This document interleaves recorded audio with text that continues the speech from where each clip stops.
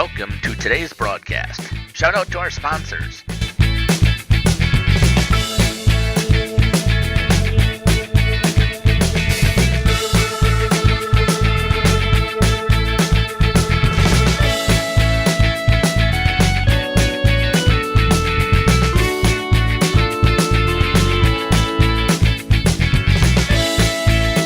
And now for our broadcast.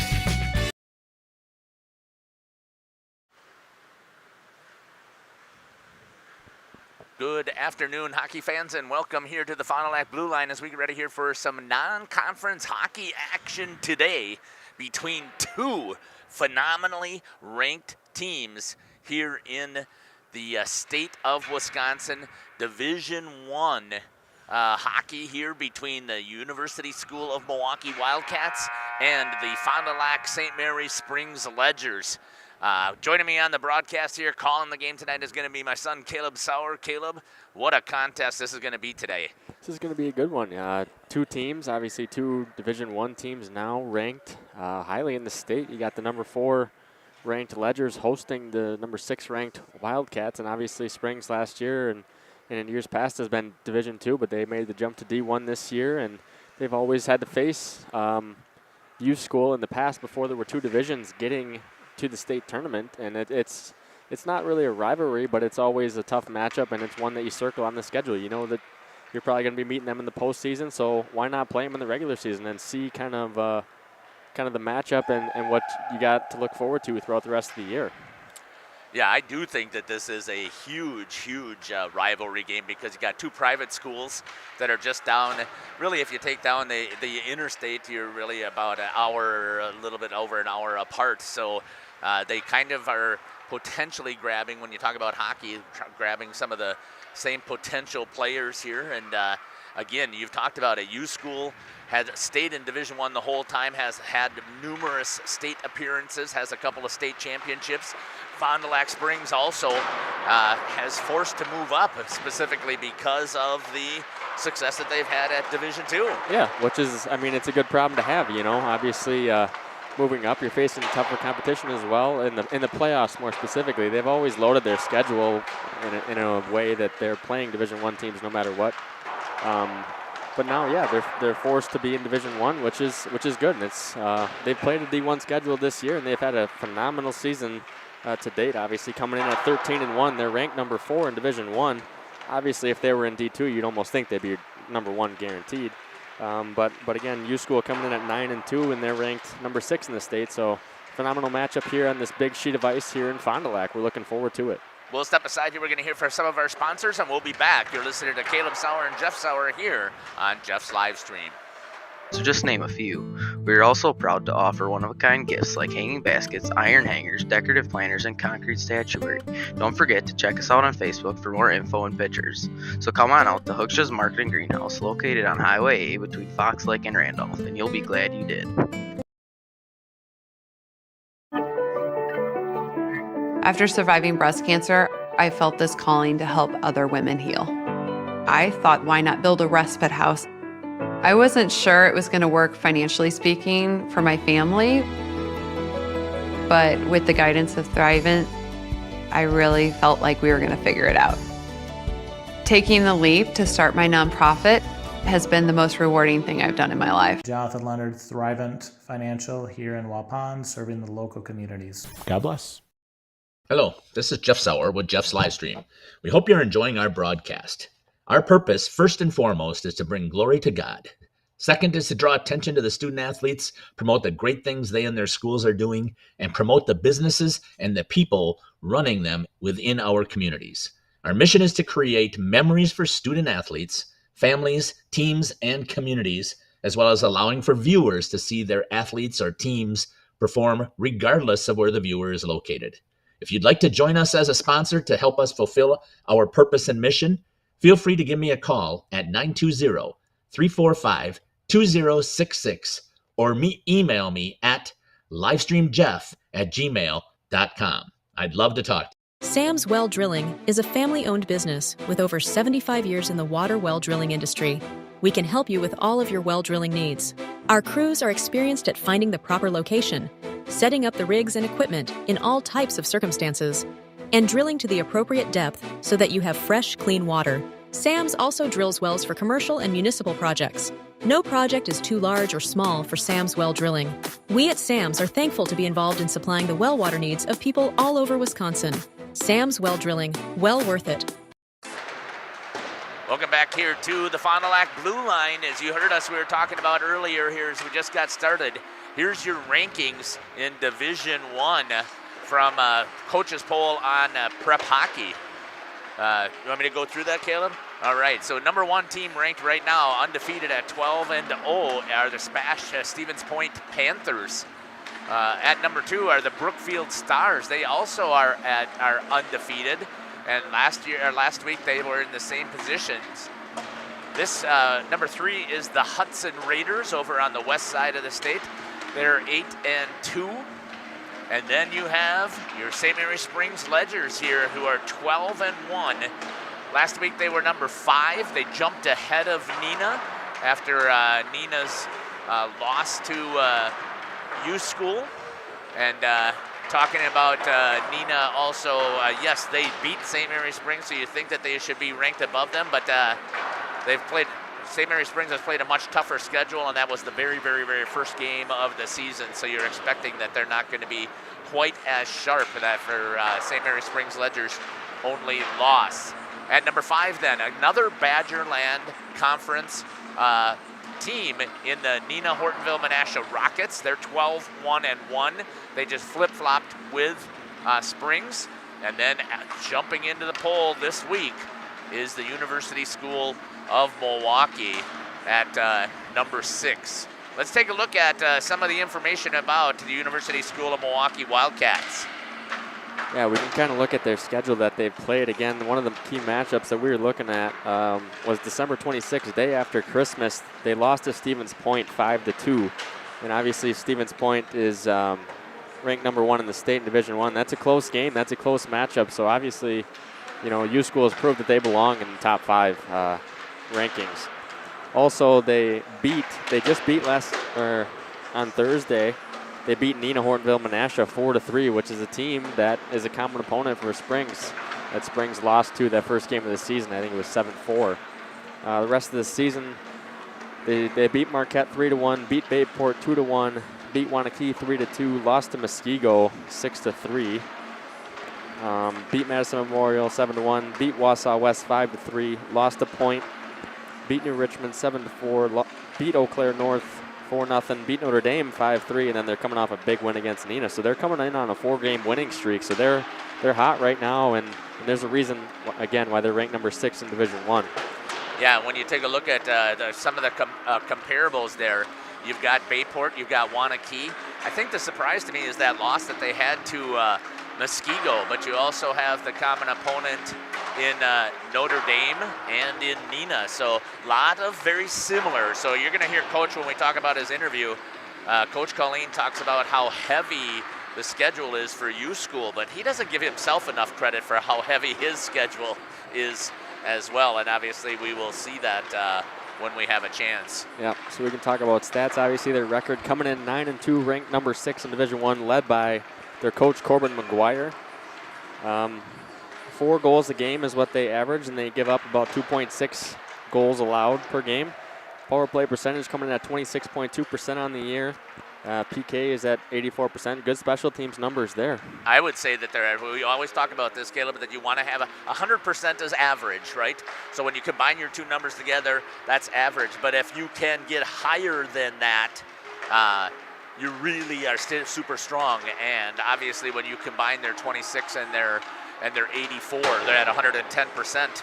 That's where you want to be. Yeah, that's really good. And then they have a good special teams unit. So whether they're on the kill or on the power play, you got to look out. They're led by number 22, Everett Waltersdorf. 8 goals on the season, 13 assists, 21 total points on the year. Tyler Cook, number 27, 5 goals, 15 assists on the year, 20 total points. Mateo Nuneg, number 13, 10 goals on the season, 6 assists for a total of 16 points. Number 14, Henry Bechtold, 5 goals, 9 assists for 14 total points on the season. Number 18, Davey Malusi, 6 goals, 3 assists on the season for a total of 9 points. In net tonight, we're going to see number 1, Brady Farrow, 5-1 on the season, 217 shots faced, 198 saves, 19 goals allowed, 3.17 goals against average, 91.2 save percentage. Team stats, period 1, 13 goals, 6 goals allowed. Period number 2, 18 goals scored, 12 goals allowed. Period number 3, 14 goals scored, 11 goals allowed. Outscoring their opponents on the season 45-29. And as you can see, the closest period in competition that they've faced so far has been the third period. Special teams wise, 4 goals per game that they've scored. Goals allowed, again, 2.6 goals allowed. Power plays, 42 they've had, and they've been able to capitalize on 26.2% clip rate for that power play. So their power play here coming in is very dangerous. Penalty kills, they've had 32 kills, and they've only given up 5 goals on the kill. Coming in at a 85% penalty kill percentage. So they have, again, a really good special teams unit.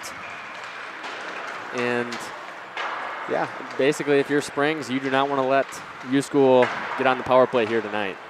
Yeah, and when you were also looking at those numbers, Caleb, and I'm sorry I walked away, I'm assuming you talked about their team stats there in that first period where they've scored double than their opponents. So what St. Mary Springs has got to be careful about, because they have not been a fast-starting team. You cannot let U School get on top of you. Yeah, definitely, and you're going to have to score the first goal here tonight, and if I'm Springs, I'm looking to get out of this first period in a tie. We're up by 1. That's kind of the ideal situation here. You're going to want to try to get on them, and you're at home on a big sheet of ice, so you want to score first and get the fans involved. It's not too full yet, but I have a feeling we're going to have the stands packing it in pretty soon. We're going to step aside here. We'll hear from our sponsors, and then we'll come back and hear from head coach Kevin Colleen, and then we'll take a look at the St. Mary Springs Ledger's numbers. You're listening to Jeff Sauer along with Caleb Sauer here on Jeff's live stream. We'll be back. In service has been at 301 East Clark Street in Brandon for over 20 years. The owners, Tony and Pam Sauer, are dedicated to their community and their customers. They serve the auto repair, tire, and wheel needs of customers in Brandon and the rest of central Wisconsin. We're on call 24/7 for roadside assistance and on the farm service for customers. For auto repairs, tires, and wheels, come see us in person or request a quote online. PT Tire and Service, you make the call and leave the rest to us. Call 920-346-TIRE. Angling Only Guide Service with Captain Jeremy Brenner. Captain Jeremy Brenner here. We are the premier Lake Michigan salmon charter out of Sheboygan, Wisconsin. Each trip is 6 hours and includes fish cleaning. The cost is $400 per trip Fridays, Saturdays, and Sundays, and only $340 on weekdays for up to 6 people. I personally guarantee you will catch fish. The season runs June through Labor Day. Contact me at anglingonlyfishing@gmail.com to book today and check out my Facebook page, Captain Jeremy Brenner, Sheboygan Salmon. Katie's Log Cabin is a great place to stop for lunch or dinner, grab one of the daily specials, or check out the full menu. Katie's Log Cabin specials include Tuesday is pizza, Wednesday is wings, Thursday is a rotating special, Friday and Saturday is fish fry, Saturday is also prime rib, and Sunday is a broasted chicken dinner. Not in the mood for a special? Katie's has you covered with full menu options, appetizers, salads, wraps, pizzas, and sandwiches. Katie's Log Cabin Restaurant in Oakfield. Life is better at the cabin. King Manufacturing. Since 1926, we have been known for our first-class buildings and canopies. In fact, there are thousands of them in use across America and in the Caribbean. We have also produced and developed many other steel products for use in retail, commercial, and industrial applications, such as building fascia, loading racks, wall panel systems, and much more. Our design record attests to our dedication to quality and customer satisfaction. King Manufacturing, from design to completion. Welcome back here to the pregame show. Joining me now is the head coach for the St. Mary Springs Ledgers, Coach Kevin Colleen. Coach, welcome to the show. Yeah, it's been a little bit, but glad to be back. Yeah, it has been several days. So the last time that you played a game was against Sheboygan. That was 6 days ago. And then we're talking here on a Friday night. So then you're going to be playing De Pere, and then the game for us against University School, and then Tuesday, and then a Thursday. So you guys have got a packed schedule coming up. But just talk a little bit about how that things are progressing so far. Well, since the last time I saw you, right, I think it was Wanakee. Well, Wanakee. And then we went up to Notre Dame. Played really well against Wausau West. Had a second period where we took a couple, too many penalties. That's one thing we got to shore up. Chippewa Falls played great the first 2. You could see we were a little tired, lackadaisical in the third. Edgewood played well in the first 2, but not our typical hockey. We're down 2-1, and with a tired, short bench, they're running 3 lines. Our guys were tired, but on the third period, we really tightened up and played the defensive first, our brand of hockey. And it was good to see us find a way to win that one, even though it took to overtime. That was a step in the right direction for us. Felt like a really good, we can do this thing. And then, Sheboygan, they played us tough, but we took care of business as we were supposed to. And now we had a week of practice and got to Pier in a big game Saturday. So Yeah, we were talking off air about how loaded your schedule is and that you haven't avoided any possible competition. So even this De Pere team is a very solid team that you are taking on tonight. But then it's going to be U School. So I'll be interested, Coach, how do you think that your kids will adjust after having not had a competition for a week? I think, our top core unit that plays most, they've been doing it for a couple of years now. And I think that they'll be fine in any situation at this point. They're kind of seasoned. De Pere, we played them earlier in the Nagawaki tournament earlier. I think that was the second game of the year. We beat them 5-0, but and I think they even lost their second game in that tournament. But watching, they're a better team than that game was, and I see some of their scores and how they've been playing lately. It'll be interesting tonight to see if we put our foot on the pedal, right, and don't take it for granted, because that could be serious trouble for us. But I hope that we don't. I don't think we will. I think we kind of respect everybody we play and approach it that way. So, hopefully we can get some good rest tonight, and then, quick turnaround with USM on Saturday will be another test for us, which is how I'd rather have it than, spreading it out. So, talk a little bit about University School. We were talking off air also that you wanted to watch them play a little bit about Neenah, and they beat Neenah 4-3. So talk about what you know about U School. Well, we play them pretty much every year. They looked a lot. I mean, it was 1-0 last year. We beat them down there. I think they beat us the year before here 3-1 or something. But they play a sound, structured hockey. They're not going to give it to you. They're not going to do anything to create a bad chance against themselves. And they have a few kids that, it was the first time I watched them this year, and they got 2-3 kids that can really skate on that team. So we're just going to have to take what they give us and not try to do too much. And then if we do that, that's kind of what I've been saying all along. We have kids that can score. It's what do we do on the other end, right? So I'm sure that one hopefully that's going to be a good battle, good test for us. Yeah, I really am looking forward to, again, we were talking about how you put the best that you possibly can put on your schedule. And this is one of those matchups also that I think is going to be the highlight, because U School is also one of the smaller programs in Division I as well, but they have chosen since day one when they were split to stay up. So just talk a little bit about what you've seen from their schedule as well. Yeah, I was looking at their schedule last night, and they play, they're loaded. Every game up and down is a battle for them. So they're tested. They don't see any subpar opponents. So, they know how to play hockey against high quality teams, and hopefully we can put our best foot forward. And, but we can't overlook tonight. Tonight's going to be just a quality team too. So hopefully we don't fall into that trap of looking forward to tomorrow. Talk about the benefit of playing U School here at home on the bigger ice compared to their facility. Yeah, everybody buys into that big ice, small ice. I kind of wish sometimes we didn't have the big ice, because it throws us off of going back and forth. Hockey's hockey.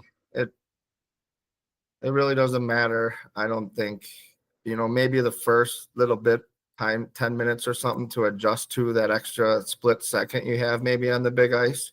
Maybe that gives us a little bit of advantage, but those guys over there know how to play hockey. We know how to play hockey. There's ice, there's boards. once you start playing, it comes down to the fundamentals of the game. You can try to do all the tricks you want to take advantage of something, but it really doesn't matter as long as you're in the right mental space to play the game its way it's supposed to be played. I love that answer, Coach. Thank you very much. I really appreciate that. Anything else you'd like to add here on the pregame show? No.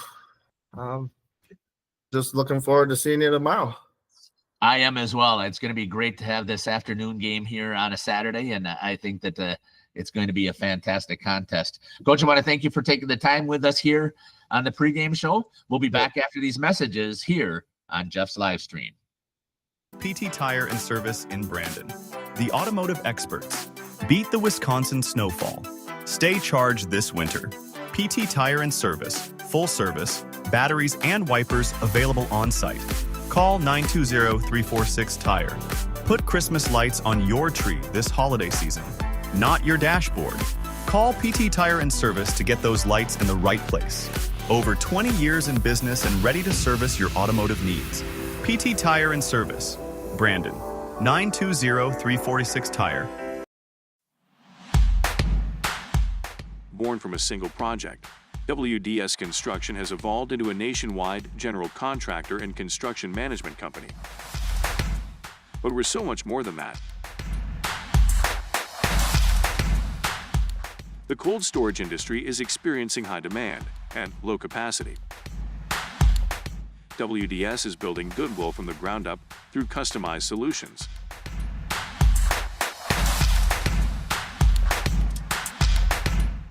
WDS is committed to outservice the competition and overdeliver for customers. A client-driven experience without question. Today, we're driven to be better in order to build better. For 50 years and counting, Verhaeg's Furniture has been proudly serving Waupun the best furniture and mattresses at prices you can afford. And we're honored to be voted Best of the Best Mattress Store and runner-up for Best Furniture Store in the Fond du Lac area. Whether you're looking to update your living room, find the perfect mattresses, or treat yourself in one of our relaxing massage chairs, we've got it all to take care of you. Visit us at 806 West Main Street, Waupun, and experience quality, comfort, and service you can trust. Visit our website at www.verhaegsfurniture.com. Don't forget to like us and follow us on Facebook and Instagram to stay updated on our latest arrivals, events, and deals. Verhaeg's Furniture Mart, 50 years strong, quality you trust, prices you'll love. Welcome back here to the Fond du Lac Blue Line. Caleb, let's take a look at the information here about the Fond du Lac Springs Ledgers that we've got here so far on the pregame show. Yeah, St. Mary Springs again coming in at 13-1 on the season. Do we have a schedule on there or no? Oh, we do. Yes, okay. I'm sorry. Yeah, I'll talk about the schedule first. Yep. 13-1 on the year, ranked number 4 in Division I, obviously, led by head coach Kevin Colleen. Started the season off with one of the toughest games I think that they've faced all year, and they faced Neenah. They lost 7-4 in Neenah as well, so that was a tough way to open the season. Came back, beat De Pere 5-0, beat West Bend 7-0, beat Oshkosh 14-1, excuse me. Beat Bayport 8-1, beat Appleton 17-0, beat Fox Cities 9-3, beat Arrowhead 4-3, beat Wanakee 6-1. Beat Wausau West 4-2, beat Chippewa Falls 6-3, beat Edgewood 3-2, beat Sheboygan 7-1, and then they just beat De Pere last night 8-3. So they're coming in here on a 13-game winning streak, having lost obviously that first one, which has been one of the toughest games that they would have faced all year. I mean, obviously you circle that Arrowhead game, they beat them 4-3. That was here. We called that one. That was a phenomenal game, great competition. Yeah. Then they obviously, beat Wausau West, who's always a great school. Beat Chippewa Falls, who's always a great school. Beat Edgewood 3-2. That's also another one that you circle. So they have some really high-quality wins here, and this is going to be another test for them tonight at home against University of School Milwaukee, who is ranked number 6 now in Division I. Yeah, and we talked about some of the comparables there. You've got your Wanakee, you've got your Wausau West, you've got your Bayport, and from what I'm looking at, and we know this, and sometimes it's hard for fans to understand that there is a big difference between teams when they're playing each other. So you can't really compare apples to apples, but you have to do it as your announcers. You're trying to sell the program. Yeah, and it's tough too because obviously Springs had about a week off before they played De Pere last night. Right. And now they're coming in. They got to play back-to-back days. Arguably, this one's tougher than De Pere. Well, and versus U School coming in off of a day of rest last night. So you have that, but then also U School's got the hour drive. So right. So it'll be, it balances kind of, right? Definitely. And Fond du Lac here at home, Springs, excuse me, at home on the big sheet of ice here. So looking forward to that. Getting into the stats here, again, 13-1 on the season, 7.36 goals per game, 1.93 goals allowed, 33 power play percentage, and 87 penalty kill. I mean, the one that really sticks out is going to be the goals per game, 7.36. I've never heard of that before. Yeah, and a lot of it, and I don't blame Coach, because last year he had his team for the Badgerland. His kids got what he feels was robbed, and I think they did, because he played it smart. They get their 3 or 4 goal lead, pulled out the players, let it go, and they didn't get the recognition. So he said, I'm not doing that to these kids this year. Kept them in there, so you see a score of a 12-0. You see a score of 10-0. That's where that comes from, but you're right. I mean, that still is absolutely incredible, because everybody has that same option. For sure, and they're led by number 4, Austin Westergaard, captain, 25 goals on the season, 42 assists, 67 total points. So you have 67 points in 14 games. I mean, that's unheard of. Just crazy. And then close behind him is number 3, Gabe Braun, 32 goals on the season, 25 assists for 57 total points. So he's averaging about 2 goals per game. Yeah, it's just a little phenomenal. more. Then number 23, Tate Baker, 17 goals on the year, 10 assists, 27 total points on the season. Also number 19, Ty Wagner, 3 goals, 24 assists, 27 total points. So those 27 points, those are comparable, and those would lead if you're on U School. Right, exactly, and that's where it's been fun to watch. And we've called a lot of Springs games because, we consider this our second hockey, our home, right? Waupun is our camera. Oh, switch. Thank you. Well, you can just hit the slider too. As Springs is coming out here to hit the ice. So, yeah, we're down a man tonight, so we're going to have to try and run this just with the 2 of us. But anyways, what was I saying, Caleb? So anyways. Springs is our second home team, right? Yeah. And we've seen them. Yeah, we've seen them a lot. We've covered them a lot, and we're excited to bring them the coverage, that they deserve, obviously. So glad to be out here, and we have, obviously Coach Kevin Colleen for sponsoring us as well. We greatly appreciate that. Back to some stats. Number 30, Memphis Young is going to be in goal tonight. 11-1 on the season, 1.91 goals against average, as well as 89.9 save percentage. 3 shutouts on the year. Springs outscoring their opponents 25-7 in the first period, 43-9 in the second period.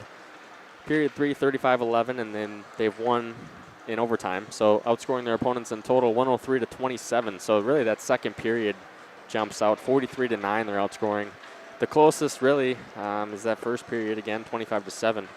So their special teams, again, 33% power play percentage and an 87% kill percentage. So those numbers, too, are very eye-popping, similar to U School, just a little bit better, really. Yeah, exactly.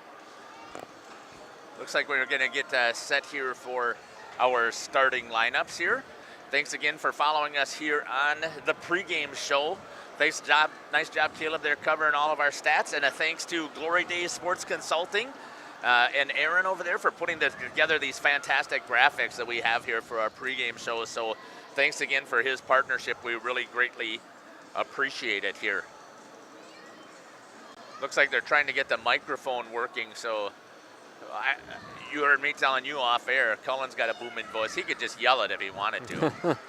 Yeah, for sure. Obviously, it would be nice to. I think they had this same issue when me and Justin were here last. Yeah, we had one too, and they had actually asked. Yeah. It was a Fond du Lac game that they asked if I had a microphone where I could help. Right, and unfortunately, we really don't. Yeah, but they're looking back seeing system, if we do again, but we don't have a microphone that hooks up to the PA announcer, really. So either way, U School's behind the net, kind of getting set up. I don't know if we can pan to the main camera, but.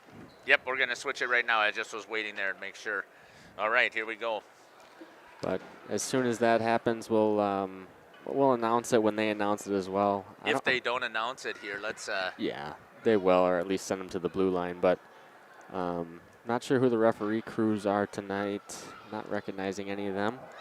Because they're hardwired here, so that's why we can't help them out with our wireless system. So they're just going to play. No national anthem as well, I don't think. Well, they should be able to do the national anthem here, but Yeah, I think that's what they're going to do. They're going to bring him out here. So I don't know, Caleb, if you want to go through the starting lineup quick for U School while they're getting lined up. Yeah, I can here quickly. U School led number 3, Austin Jarmus, forward. Number 14, Henry Bechtold, forward. Number 19, Liam Featherston, forward. Defenseman number 27, Tyler Cook, and defenseman number 5, Gunter Kokarek. In goal is going to be number 1, Brady Farrow. So I was trying to see if I could find some of those players, and I can't. Yeah, so. We'll go to commercial, I think. Oh. Operations Lanes of El Dorado. Join one of our adult or kids leagues or bowl in our monthly Friday night tournament. Or get a group together for a family or corporate bowling function. We are more than just bowling. A great spot to bring your family for a meal. Awesome homemade pizzas and soups, as well as appetizers, wraps, and sandwiches. Daily food specials. Fish Fry Friday. Open daily at 11 with the kitchen open late. Ask about us catering your next function. We are home to Laconia Bowling and proud supporter of the Laconia Spartans and all student athletes. Welcome to Hookstra's Market & Greenhouse. Here at Hookstra's Market & Greenhouse, we are proud to provide South Central Wisconsin with the most beautiful flowers and freshest fruits and vegetables. In the fall, we have many varieties of squash and pumpkins, to just name a few. We are also proud to offer one-of-a-kind gifts like hanging baskets, iron hangers, decorative planters, and concrete statuary. Don't forget to check us out on Facebook for more info and pictures. So come on out to Hookstra's Market & Greenhouse, located on Highway A between Fox Lake and Randolph, and you'll be glad you did. When my husband passed, I needed direction on my finances. I felt like I was starting from a blank slate. Thrivent came into my life at a time that I really needed it. Thrivent helped me feel confident and create opportunities to be more giving. I think my husband would be very proud, but I'm proud of myself because I've educated myself, and I kind of learned that maybe I could have been doing this all along. Jonathan Leonard, Thrivent Financial here in Waupun, serving the local communities. Thanks. God bless.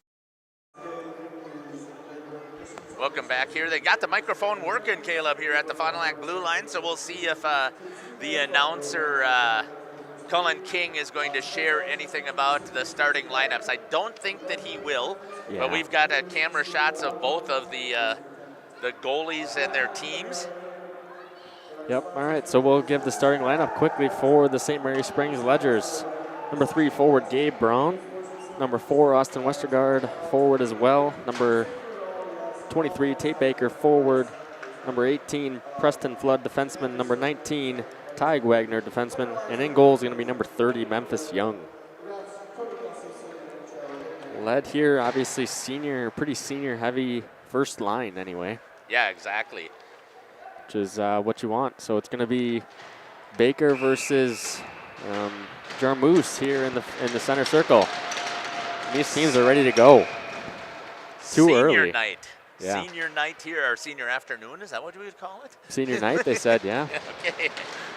Yeah, these teams too excited to go that they couldn't. They dropped the puck and it was too early for both of them.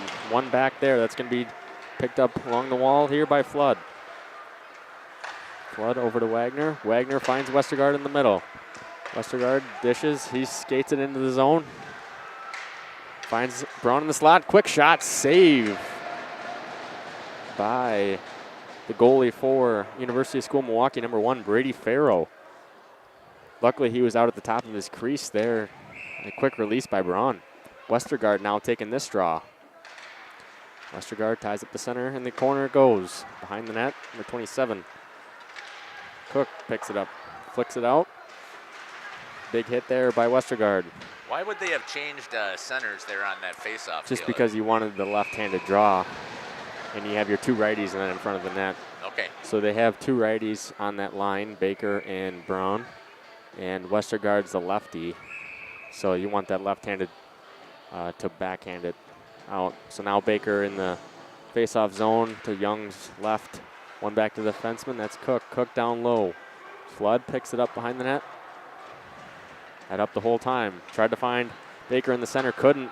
That's going to be held in by Cook. Cook, dangerous shot on the back door. And that's going to be a goal by number 14, Henry Bechtold.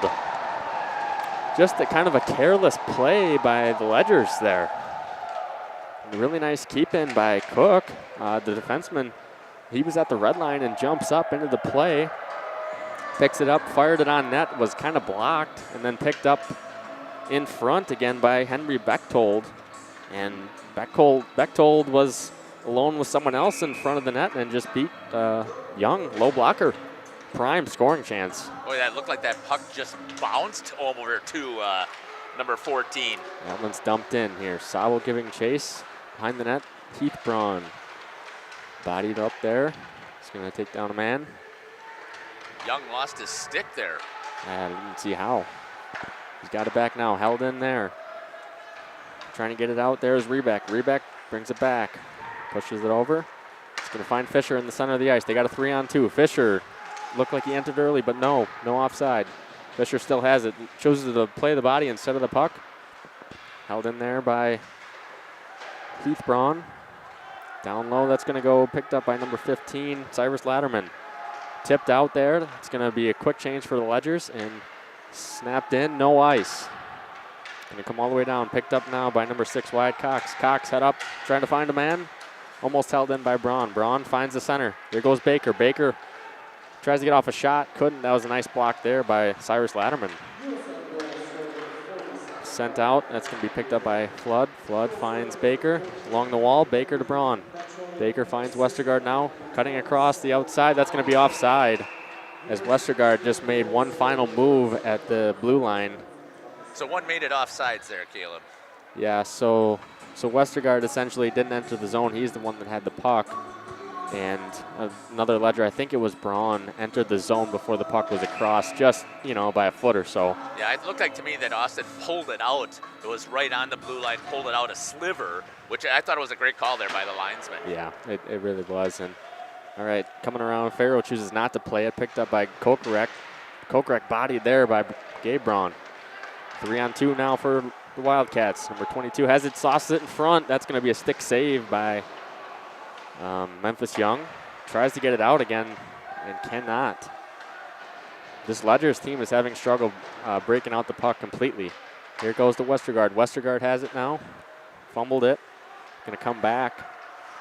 Looking to regroup, and he finds sticked out. That's Brady Farrow sticking out of play.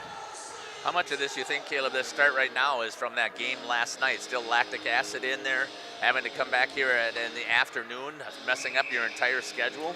Yeah, definitely. It's a day game, too, which they're not used to, obviously. And late night, don't know what time they got back last night. I really don't.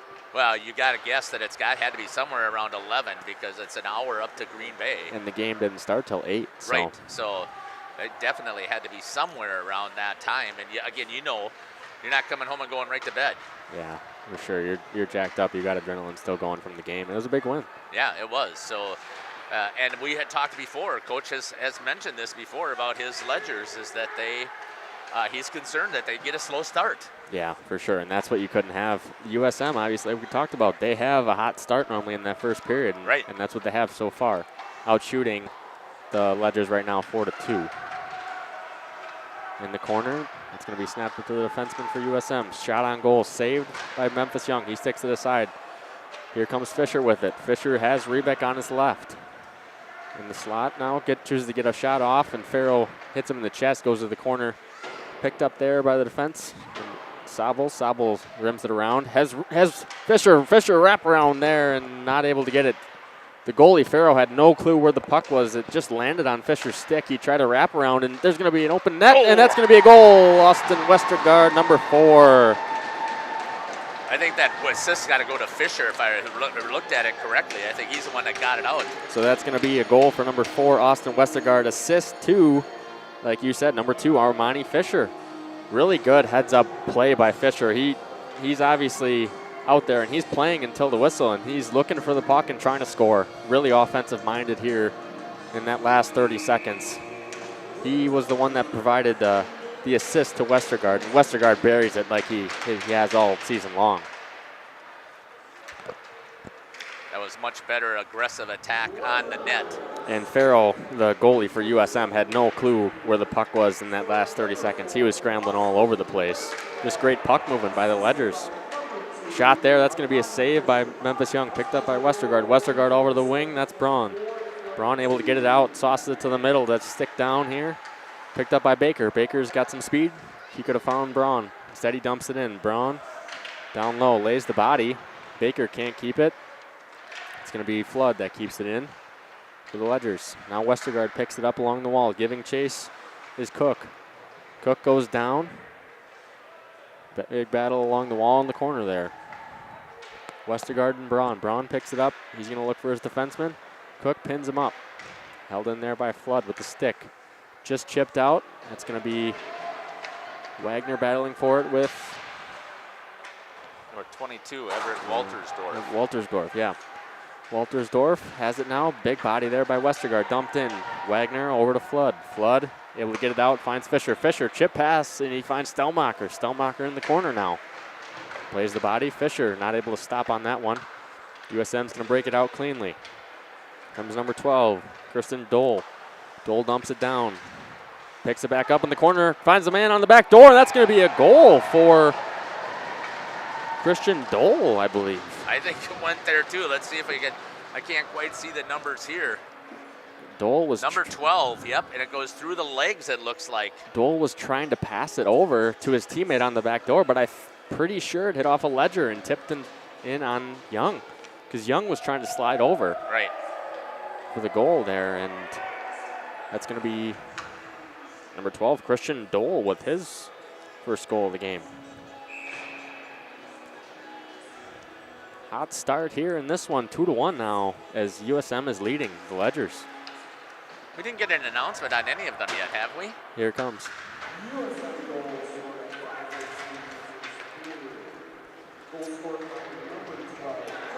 Big body there by Sabo. Assisted by number 17. So that's going to be Christian Dole from Willie Art. That's Art's second assist on the day, I believe. It is.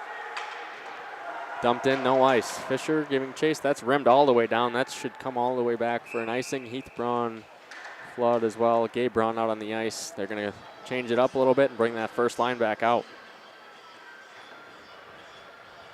Because if I recall, it was the second line that got scored on there. Yeah. Doesn't necessarily mean that's why they got scored on. It's just that was who was out on the ice. Yeah, that was just a freak play again. That pass was trying to get to the back door. And like you said, I think it hit off of a skate or something there. And where Young, it caught maybe the inside of the pad as he was sliding over and went slid 5-hole. Yeah, it just wasn't clean. It wasn't a clean shot on Memphis. Baker has it now. Turnover right in the middle of the ice. Picked up there, but big hit. Collision there between Westergaard and Bechtold there. Here comes Braun along the wing. He's got speed. Nice defensive play by Kokarek. Bodies him up along the wall. Cook able to put it up to Bechtold. Comes all the way out. Flood's going to dump it all the way down. Delayed offside. Coming along with it now is Cook. Cook snaps it up. Going to be tipped in and goes into the corner. No ice. Nice chase there by Liam Featherston. Picked up by Flood. Flood's got it. Snaps it all the way up. Scott Braun along the wing. If he can get a shot off, might be dangerous. Into the chest of Brady Farrow. Gabe Braun. Really good stretch pass there by Flood to Braun along the wing, but Gabe Braun just didn't have the speed to get around the defenseman there. He picks it up and is able to just get his shot on net, which is definitely better than dumping it in the corner. Right, exactly. That's one of the things that bothers me a lot, to see if your forecheck is faster than the defense. For sure. Chased now behind the net. The U School's got it. And there, can't see that number 22. Waltersdorf has it, and he's going to try to do a wraparound. Held in there. Shot on goal wide. That's going to get out of the zone. Picked up there by Cyrus Latterman. Latterman just dumps it right back in. Should have still been off, but it's not. Held in there by battling Fisher, not able to get it out. Dumped right back in. This U School team is just keeping the puck in the spring zone right now. Along the wall, that's going to be Rebeck. Rebeck picks it up, looking for someone. That was Stellmacher, knocked down nicely by Waltersdorf. Good hand-eye coordination there by Waltersdorf to pick that out of the air. For sure. They're not really stopping on the puck right now. You can see they're kind of just doing a circle or hitting through the puck. Fisher giving chase. He gets taken down by Malusi. Waltersdorf able to bring it all the way down, and he tries to go around Sabel. Sabel sticks it back. That's going to be picked up by Malusi. Malusi in front. Picked up there, and that's going to come all the way down. That was number 13. Heath Braun just sends it down, gets the change. I mean, smart play, really, because now you have your first line out there. You're in trouble, and U-School was really hounding them and all over. It was within the rules, but it still is one of those rules that everybody hears me talk about. I cannot stand icing and being allowed to bail you out. Yeah, it's definitely a part of the high school game. Right. I mean, in it's Wisconsin, a strategy, in right? Wisconsin, at least. Right, yeah. right. Can't speak for the whole U.S., but one there. That's going to be picked up, rimmed around by Kokorek. Kokorek. Westergaard there as well. He tries to chip it around the defenseman. He's got Baker. Baker 2-on-1. Baker got Braun in front. He tried to find him in front, just out of the reach of Braun. That's going to come back now the other way. Nice hold there. Nice gap control by Wagner. Wagner gets it down, and he's giving chase as well. Flood not able to keep it in. That's going to come back the other way. That's going to be an icing. Number 11, Willie McGregor, just sends it down. Tried to, I think, go more off the boards because he had a man if he could chip it by. Flood off the wall, just too strong. Shots now 6-5 unofficially for U-School, leading the Ledgers. Up 2-1. Westergaard wins it. Braun, quick shot, nice, really nice block there by number 15. Cyrus Latterman, that's a huge block. It's a nice wrister by Braun. Picked up by Westergaard. Westergaard has it now. He finds Flood in front. Flood driving down the middle. Drops it to Braun. Braun off the defenseman. Chips it down low in the corner. Baker's going to give chase. He's got it up to Westergaard. Westergaard snapshot right into the chest of Farrell. Farrell bobbled it a little bit there, and that's why you had that little scramble in front. Yeah, it's not very good control there. I thought that, especially if you don't know this team at all, you know that Springs is coming after that puck no matter where it is, so you better have good rebound control. And I think Springs is going to take note of that. It was just a shot, from the blue line and still bobbled by the goalie. Yep. Down low, Sabel. Quick shot there by Fisher. That's going to come in front to Rebeck. Rebeck couldn't handle it. Stelmacher along the wall. Slaps it into the glove of Farrow again. You kind of saw a shot from the half wall there by Stelmacher right into the glove of Farrow, but Farrow bobbled it again. Yeah, right. So they're gonna put bodies and sticks all around him, I think, Caleb. Yeah, you might as well keep shooting from anywhere, and there's going to be rebounds tonight. One in front. Rebeck has it now. Giving chase. Plays the body. Picked up in front by U-School. Fisher has it now in the corner. Just a soft chip. Again, Farrow gloves it down. Just a nice soft chip pass. Really, I think he was trying to pass it, not shoot it. And Farrow picks it up with his glove. Here on senior night, afternoon, day, whatever we want to call it here, but U-School with the lead, 2-1. Just past the halfway point. And a big matchup here between the number 6 ranked Wildcats and the number 4 ranked Ledgers in Division I. Yeah, I can't believe that this was not the game of the week. Yeah, definitely. Going down all the way in front of Memphis Young. That's going to be picked up by Heath Braun. He almost blows an edge. Snaps it to Fisher. Fisher fumbles it. That's going to be a turnover right in front. Nice shot by Mateo Nunig. Not able to get it on goal, but that was a prime scoring chance right in the hash marks. Picked up by Sabel in front. Sabel rims it up the wall.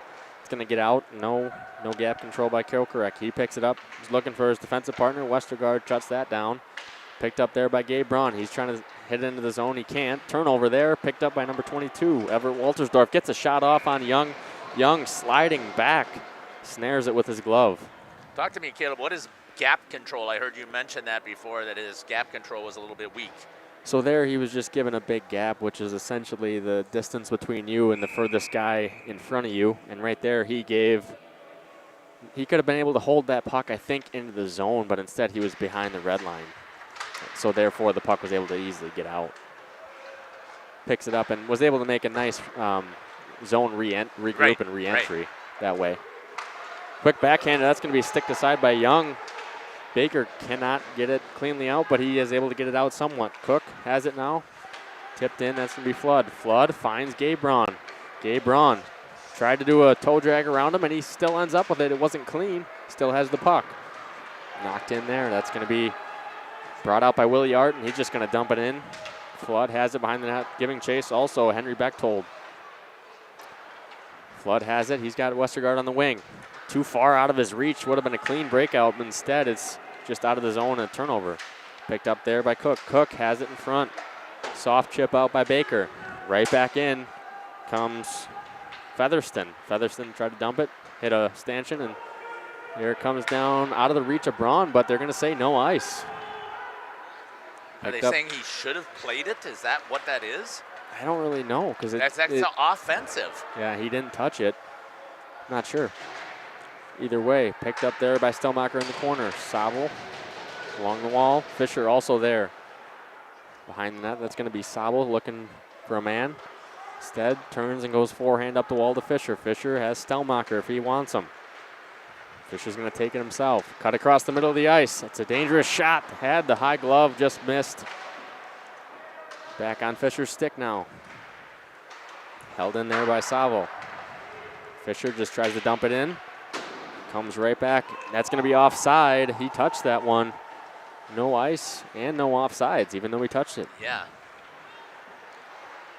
Out now is Stelmacher. Stelmacher finds Rebick. Rebick driving along the left-hand wing, snared out of clean air by Brady Farrow, the goaltender for USM.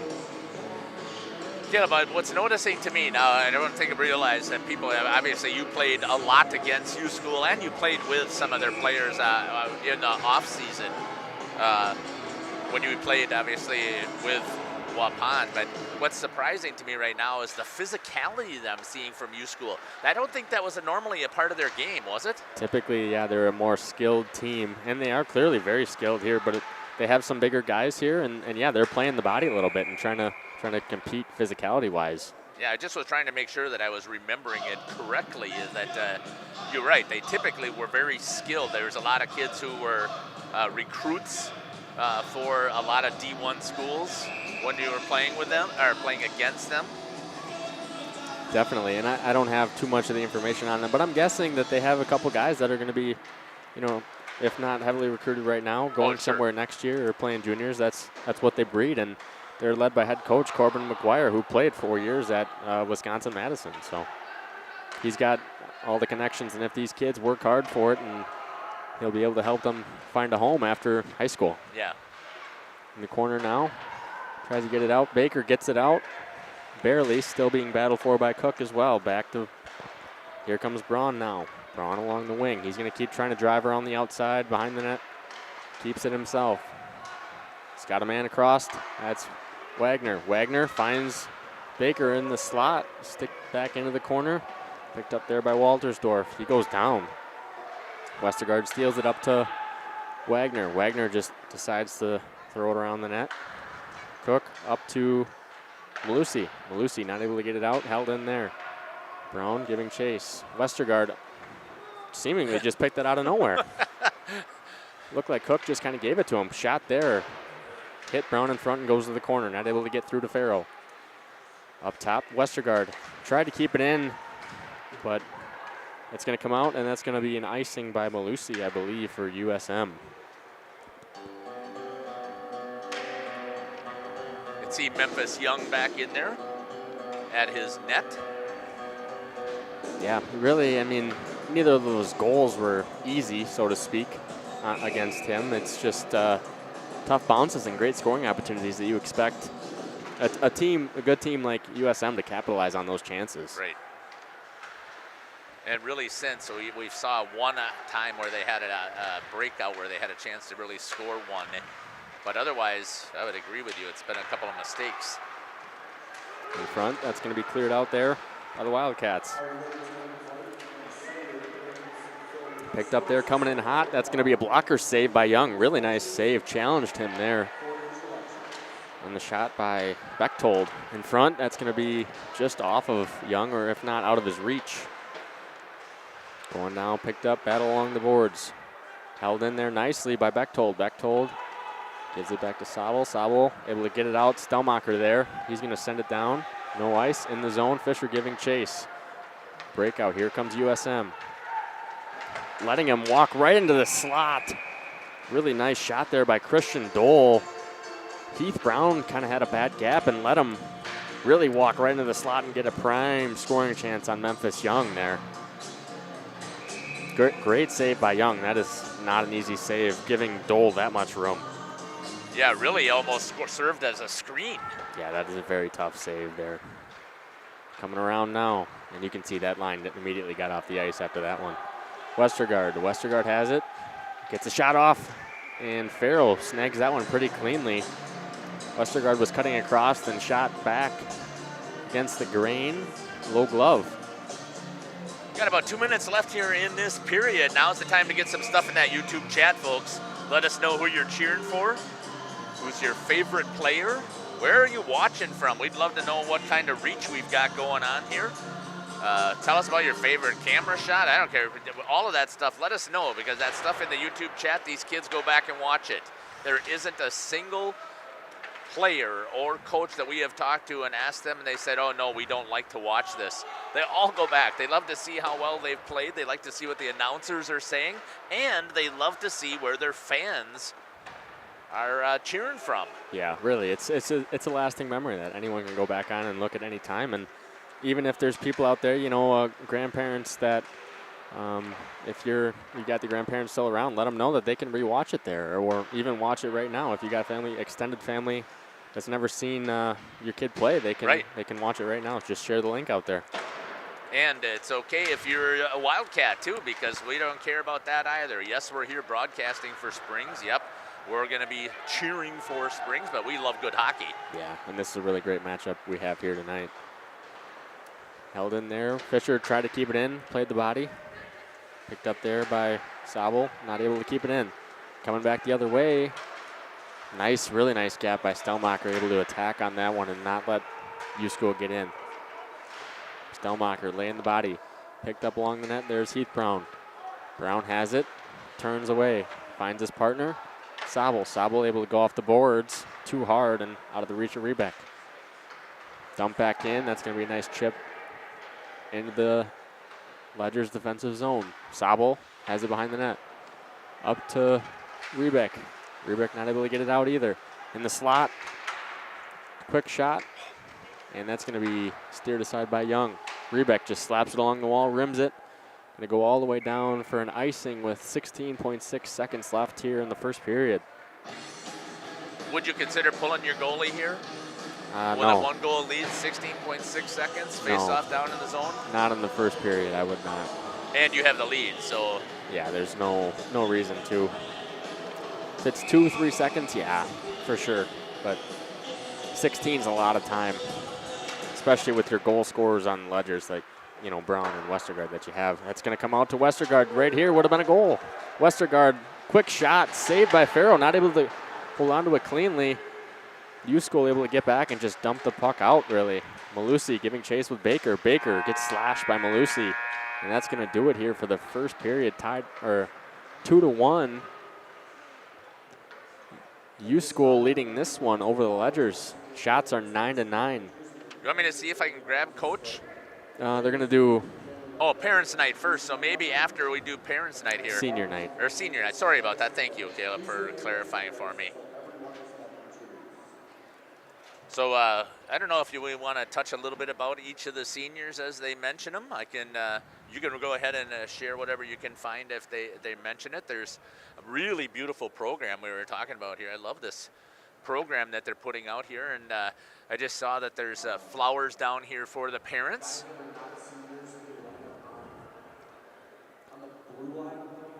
Yeah, so they're going to have the seniors line up on the blue line.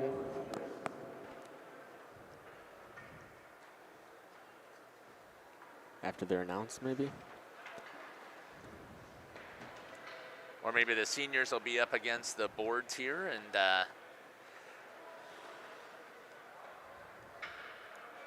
And they'll call the parents maybe across the ice, maybe. That's what it's kind of looking like might happen here. So they're trying to get everything situated. First up, we have number 2, Armani Fisher, forward. Armani is with his grandparents, John and Kim Thompson. Couple fun facts about Senior number Armani Fisher. 2, Armani Fisher, forward. His grandparents are here, from what I heard. Yep. Trying to sum up what I can. One of his memories is getting to play high school hockey under his grandpa for his freshman year. At Oshkosh, I believe he played. Yeah. Played youth hockey in Oshkosh, won the state championship. Played goalie as well in this free time. Then made the change to youth hockey in Appleton for 3 years. So after his freshman year, he transferred to Springs to play hockey and then met his teammates, who he calls brothers. Yeah. His favorite high school memory is winning the 2024 state championship. Number 3, senior forward, Gabe Brown, captain for this Ledgers squad.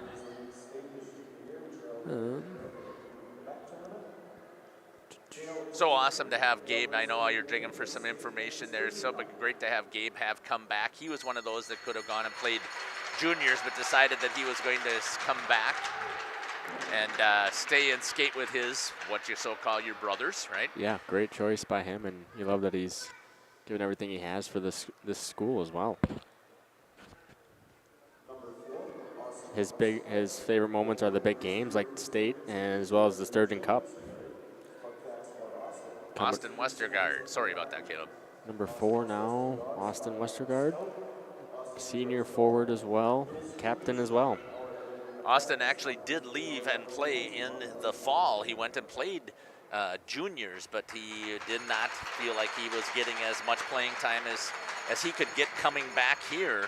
And obviously you see how skilled he is. And Caleb, I still think that was a fantastic decision as well to come back here and play and get as much ice time as you can and hopefully make a run at a Division I state championship. Yeah, that would be very fun to see that.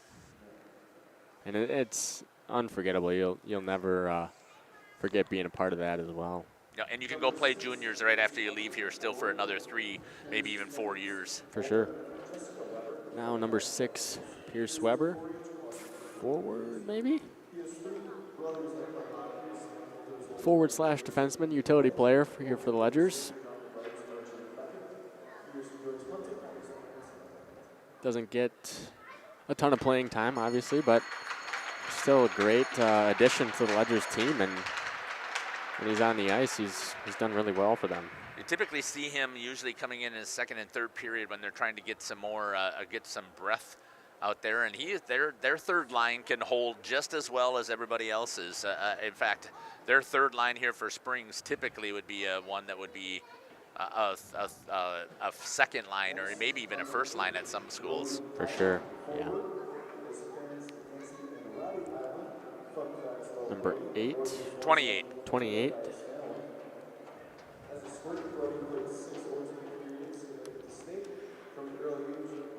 Oh, number 8, Brody Highland. Brody Highland, that's right. Sorry about that. Brody is still injured. If I remember correctly, for some reason, I want to say it was a broken collarbone. Somebody else could correct me out there. They could put that in there for us. Yeah, sorry about that, Caleb. I didn't mean to cut you off there, but yeah, Brody Highland. Number 28, senior Khalil Rebeck, forward as well for the Ledgers squad.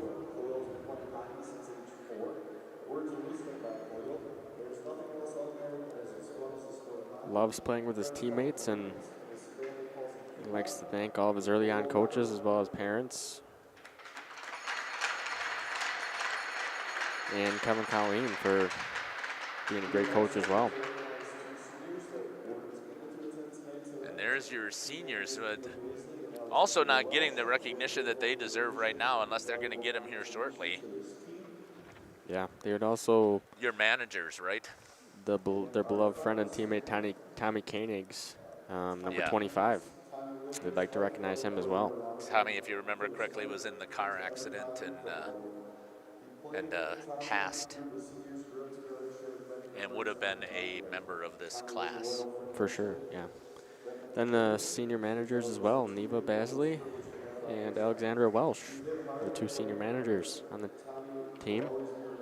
And anybody who's ever been a coach knows you cannot live and succeed without strong managers. And we typically like to see them move up, obviously from your JV, move up into your varsity after you've got some experience. And you had some great managers when you were playing as well. Yeah, for sure. I mean, they just help, with every day-to-day task that just makes the players' lives a lot easier as well as the coaches. Well, I think we can step aside here, and then we'll see if we can grab Coach. Maybe we'll see if we can grab Coach Colleen and grab a couple of comments from him as he comes around the back. So we'll see if we can do that. We'll step aside. We'll be back. Log Cabin is a great place to stop for lunch or dinner. Grab one of the daily specials or check out the full menu. Katie's Log Cabin specials include Tuesday is pizza, Wednesday is wings, Thursday is a rotating special, Friday and Saturday is fish fry. Saturday is also prime rib, and Sunday is a broasted chicken dinner. Not in the mood for a special? Katie's has you covered with full menu options, appetizers, salads, wraps, pizzas, and sandwiches. Katie's Log Cabin Restaurant in Oakfield. Life is better at the cabin. Sam's Well Drilling is a family-owned business with over 75 years in the water well drilling industry. We can help you with all of your well drilling needs.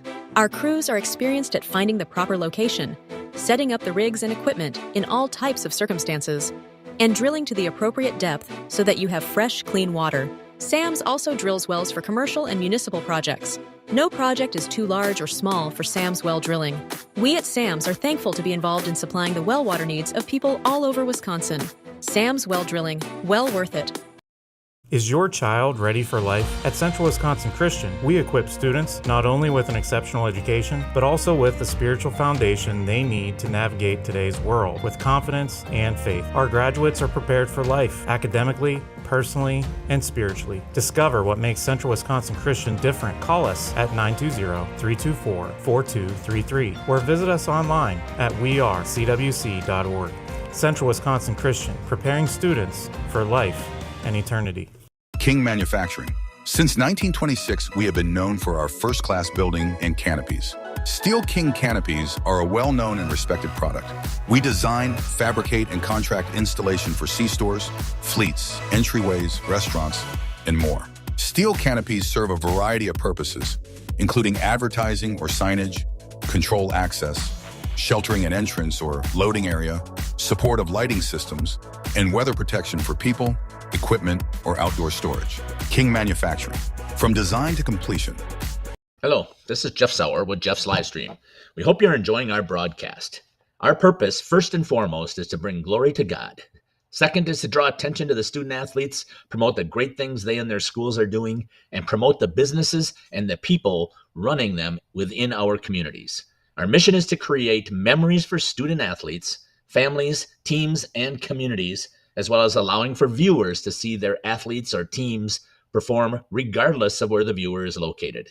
If you'd like to join us as a sponsor to help us fulfill our purpose and mission, feel free to give me a call at 920-345-2066 or email me at livestreamjeff@gmail.com. I'd love to talk to you. WDS Construction is a national general contractor with headquarters in Beaver Dam, Wisconsin. But we are so much more. The holiday spirit has taken over the WDS corporate office. Our team has transformed the space into a festive wonderland with themes like Santa's Workshop and Christmas at the Zoo, along with other creative holiday decor throughout.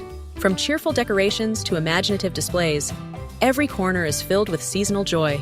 WDS Construction wishes everyone a wonderful holiday season filled with warmth, joy, and plenty of festive fun. PT Tire and Service is a family-owned business that invests in you and your family. From one family to another, safe travels and seamless automotive maintenance makes every trip a great trip. PT Tire and Service, serving Central Wisconsin with excellence for over 20 years. Call 920-346-TIRE for all your automotive needs. PT Tire and Service, Brandon. No job too big or too small.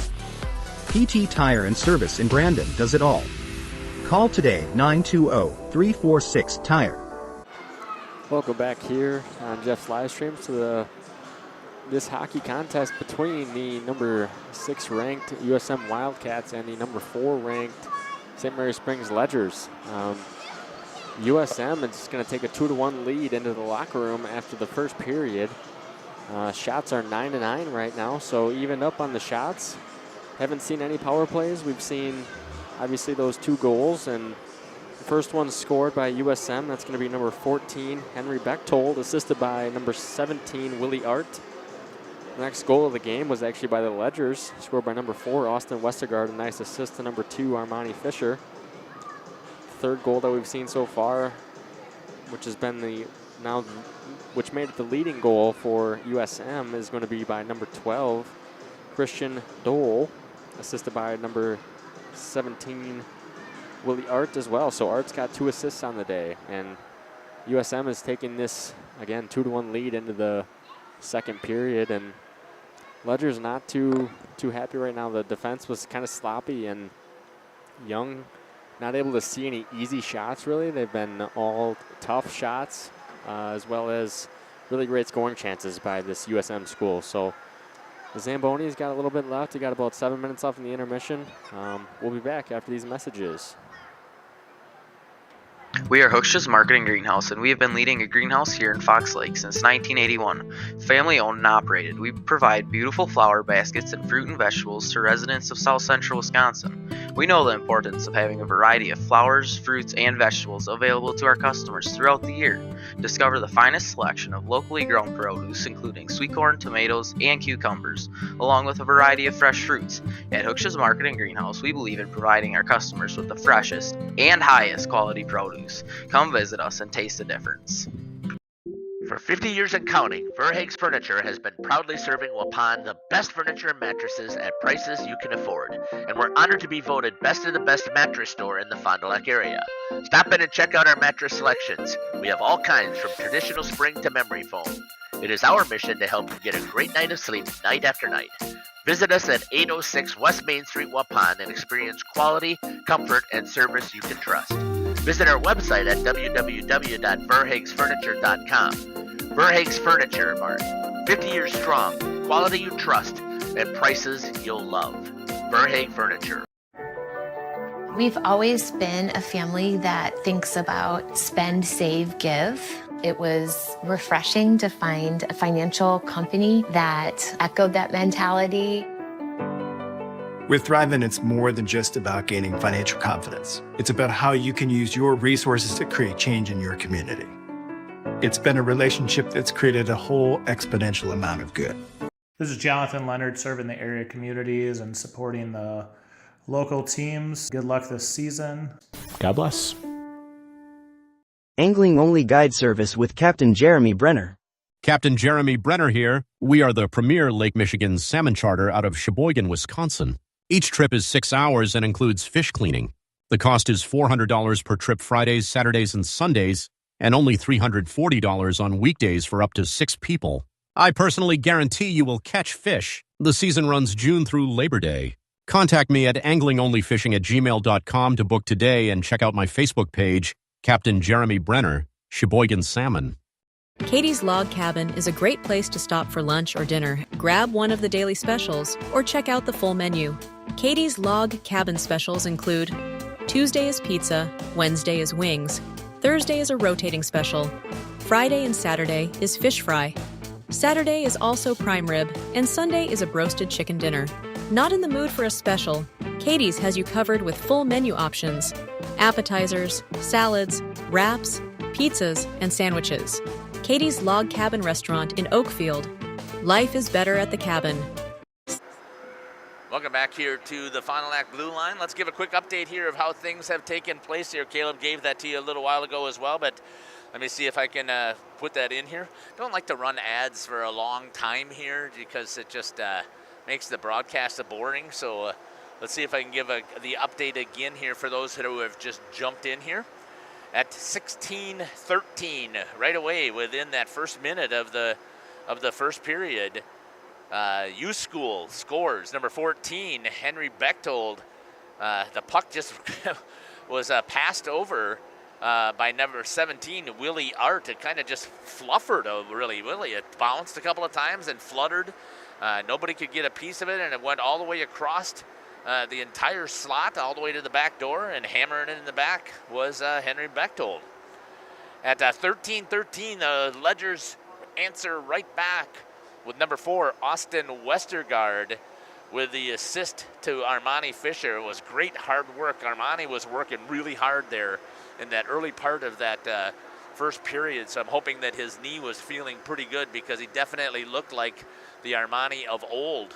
And I know that and we've talked to him and interviewed him, he's coming off that knee injury, and he's not going to do anything that's going to mess his career up. So obviously, I'm not ripping on him for that, but he did look like he had a really great step and was really flying around out there, and he got a nice job, fed it right out to Austin Westergaard, who finished it pretty easily. No penalties in that period. You heard us talk a little bit about physicality. The lead came at 11:45, so all of this stuff took place within that first 6 minutes, first 5 minutes, I guess you could say, of the game. U School answers right back to take the lead. The goal goes to Christian Dole with the assist again, and that one was a strange one, as the pass came over again by Willie Art, and it went off of, it looked like it went off of either the inside leg of Memphis Young, or it hit a skate and a player in front. But either way, the USM scored the goal. Saves in that first period, number 1, Brady Farrow for USM, 8 saves on 9 shots. And Memphis Young, he had 7 saves on 9 shots. We're going to step aside here for the final 2 minutes before we get ready here for the start of the second period. Once again, number 4 in the state in the St. Mary Springs Ledgers taking on number 6, the University School of Milwaukee Wildcats. We'll be back. Is a family-owned business with over 75 years in the water well drilling industry. We can help you with all of your well drilling needs. Our crews are experienced at finding the proper location, setting up the rigs and equipment in all types of circumstances, and drilling to the appropriate depth so that you have fresh, clean water. SAMS also drills wells for commercial and municipal projects. No project is too large or small for SAMS well drilling. We at SAMS are thankful to be involved in supplying the well water needs of people all over Wisconsin. SAMS well drilling, well worth it. King Manufacturing. Since 1926, we have been known for our first-class buildings and canopies. Did you know we do all kinds of metalwork? We offer a variety of decor available for purchase from other businesses. Designs range from holiday decor to sports to hobbies. Finished items can be wall hangings, outdoor garden decor, coffee tables, and so much more. If you are looking for address plaques, property signage, or awards plaques, King can make them. These are highly customized and durable products with your own street number, name, or event. A variety of fonts are available, and we can add our automotive-grade paint in a custom color, suitable for indoor or outdoor uses. Pricing varies. Call Joe Barnes at King Manufacturing. From design to completion. Whether you enjoy the sunshine of summer with boating, jet skiing, UTV riding, mowing lawn, gardening, or camping, enjoy the leaves falling in autumn, getting to that perfect nature walk or hunting, or enjoying the Wisconsin snowfall hiking, four-wheeling, snowmobiling, traveling across the state, or just driving up and down your driveway, call PT Tire and Service for all your automotive and recreational needs. Call 920-346-TIRE. Born from a single retail project, WDS Construction has evolved into a nationwide general contractor and construction management company. But we're so much more than that.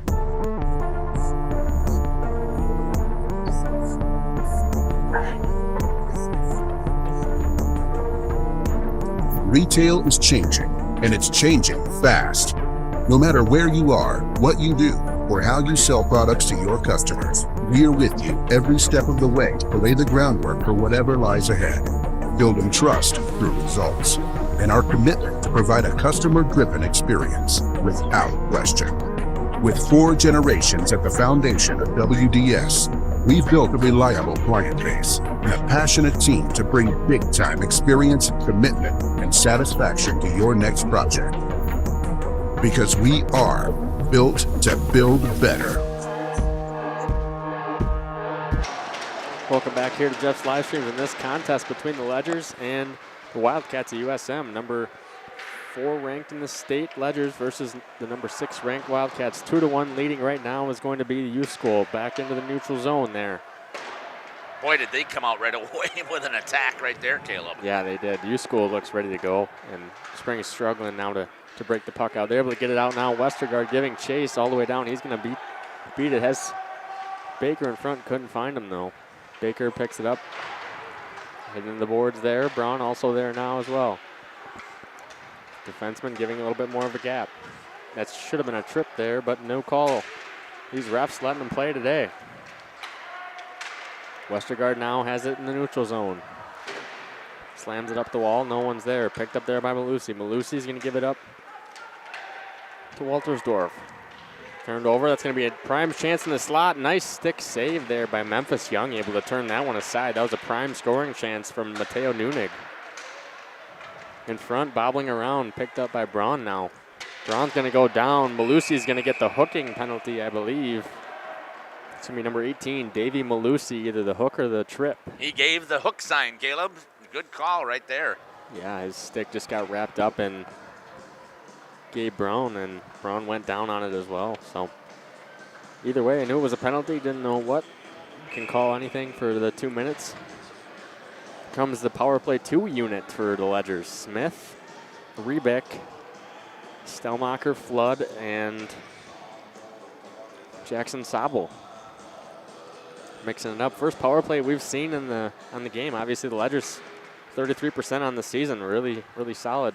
Looking to do something here. Trying to get back into this game. Pinned along the wall. It's going to be sent all the way down. No ice, as you can do that on the penalty kill. Behind the net. Ledgers looking to regroup.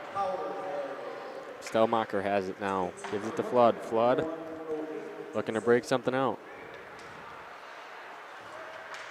Slash there, but still able to enter the zone. Flood coming across, gets a shot on net. Not able to get it through to Farrow. It's going to be behind the net. Body long. Reback picks it up top. He's going to skate across. Down low now. Fisher comes across the slot, takes a wrister. That's going to be blocked by Jarmus. Now behind the net, Cook. Cook slams it all the way down. That's going to, again, be no icing on the penalty kill is U School. Picked up now. Here comes Gabe Braun. Here comes the number 1 unit for the Ledgers. Gabe Braun has it around the net. He's going to stick with it. He's going to go down taken down by Cook. And again, no call. That should have been a trip, I believe, but I don't know if they're not calling it, Caleb, because they are playing the puck. They touch the puck. It could be, and they have a closer view, too, where they're actually hitting them or tripping them. It's their call to make. They're on top of it. They have it handled so far. And Westergaard across the slot. Quick shot into the chest of Farrow. What a wrist shot there. I just love it. I wish young kids would watch some of these games. We talk about this all the time. You see so many bantams because they can start to do slap shots at that level, who then start to try slap shots, and you just don't have the control. Yeah, again, Westergaard there faked going outside and just cut across in the slot, and just a prime scoring chance at the top of the circles, really, in slot area. Sent down there, and it's going to be Cook on to Young. Young not able to handle it, and that's going to be a dangerous play out front. Ooh. A good battle there again. This U School penalty kill is looking solid on the forecheck at least. Hustling around out there into the corner. Gabe Braun looking to set up. You can see they're in a 1-2-2 penalty kill. USM was. Now they got a late change. That's going to hurt them. That's going to be settled down by Westergaard. He's going to look up top. Finds Braun. Both teams now full strength. Wagner up to Westergaard. Westergaard looking for that one-timer opportunity to Braun. Picked up by Wagner. Nice block there by Jarmus. Goes in the corner. Good penalty kill right there by the Wildcats. Yeah, just solid. I mean, Ledgers had 1 or 2 chances, and that was really about it, which is very unusual for this Ledgers squad. Yes. You can tell that these are 2 evenly ranked, or 2 evenly matched schools, and they should be, as you can see in the rankings. And properly ranked as well, yeah. Right. For sure. Behind the net now. It's going to be off the wall. Stelmacher out of his reach. Entering the zone now is Waltersdorf. He goes around out of the play that was deflected. Should be in the zone. That's going to be to Memphis Young's left. Good stick there by Preston Flood to get it in the shooting lane. For sure, and they were able to get the shot off, but not through to Young as it went out of play. Face off, won by the Ledgers. Taken behind the net, Flood rims it up. He finds Stelmacher. Stelmacher carries it out of the zone and then chips it late. Picked up there, Flood. Dumps it in, picked up of the Wildcats. Here come the Wildcats. Around the edge, that's going to be Art. Art makes a nice move and fires a shot just high of Young, and that's going to be a south breakout, really. Going to come back the other way, so no icing. Behind the net, Latterman. Latterman looking for a stretch pass, not able to find anyone but a Ledger player. It was Sabel. Sabel off the boards, picked up there. Here come the Wildcats again. Relentless pursuit here in the second period. Latterman. Well, no, that was Waltersdorf to Malusi. It's going to come all the way down now. That should be in no icing. No icing is the call. Yeah, I didn't see if that was a played by USM. It must have been, obviously. Yeah, that's my guess. Relentless pressure there by Gabe Braun. Nice forecheck. Tried to keep it in, was Sabel not able to do so. Westergaard coming back the other way. 3-on-2 if they hurry. Finds his man, Baker in the slot. Not able to get that shot off or through to Farrow. Sabel down and around in the corner. You can see that coach mixed up these D pairs now. Now we have Sabel with Ty Wagner, and then it would be Flood with Heath Braun, I believe. Yeah, I believe you're right. Behind the net now. Cleared out there. Sabel keeps it in. Nice keep. Back into the neutral zone. That's going to be Wagner. Wagner turns and just fires it up the boards. That's going to go all the way down. No icing. Fisher giving chase for the Ledgers. Back now. That's going to be no ice as that was played. USM, great scoring chance there. Just not able to find their man in the slot. Going to go back all the way down again. That was no icing as that was sent by the Wildcats. That's up here. Coming right at us is the puck. I think it was tipped, not a direct shot. Otherwise, that one would have came on us quicker. No one in front of us. No, thank really. Goodness, yeah. But I saw that tip come in by number 27. Exciting stuff going on at the blue line. Down around the net now. That's going to be Kokarek. Kokarek has it. Not able to keep it in. Rebeck turns it over, and that's going to jump right on the stick of number 14, Henry Bechtold, able to get the shot through. Saved by Young. Here comes Fisher. Fisher able to take it in. Gets stolen. Stolen away. Turnover. Here comes Fisher in front. Fisher, quick shot. Saved by Farrow. He didn't know we had that one. Again, Fisher, right place, right time, as he was for the first Ledgers goal. Just not able to bury that one. And Farrow able to make a nice save. Just didn't know where it was after that, and there was no further pressure by the Ledgers. When Armani did find it, then he tried to poke check it there, but Farrow already had it. Yeah, good awareness by the USM Wildcats defenseman as well to really protect Farrow there as he was trying to search for it. Dumped in now. Turnover there, and that's going to be a nice save by Memphis Young. That was a bad turnover. I have to say, Caleb, I've been actually pretty impressed with Memphis Young's play. He's played really well here tonight. Again, both the goals that he's given up have been just prime scoring chances that no one's really expecting anyone to save.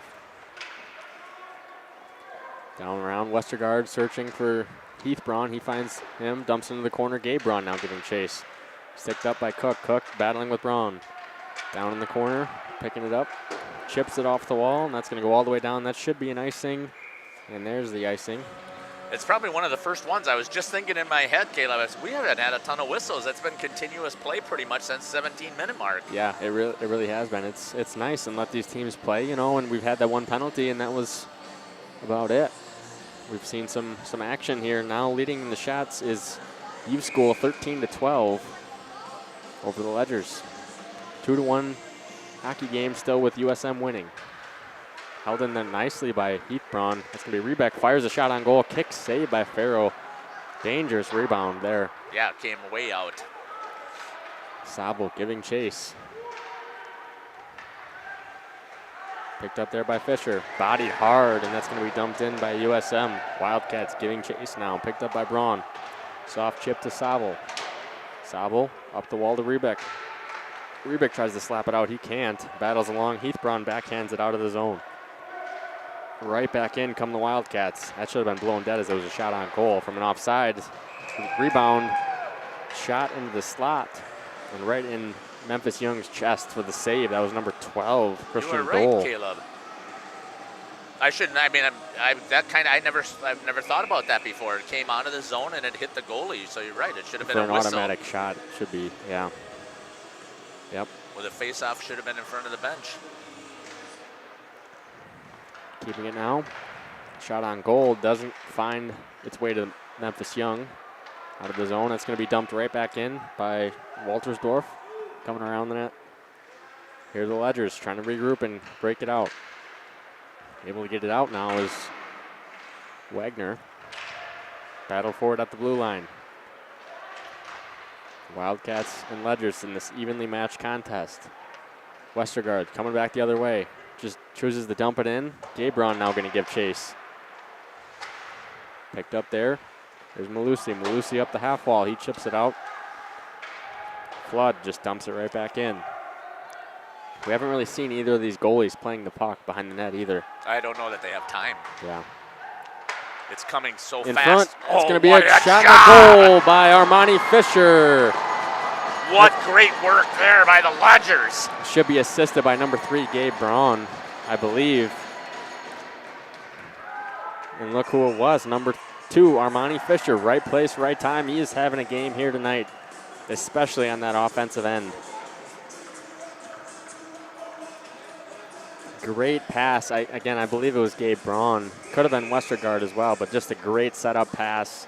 And able to find Fisher right in the slot, and Fisher able to cut in and score.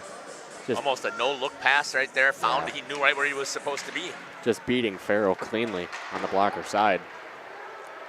Dumped in there. Rebeck dumps it around. Brand new game now, tied at 2, halfway through the second period. Definitely.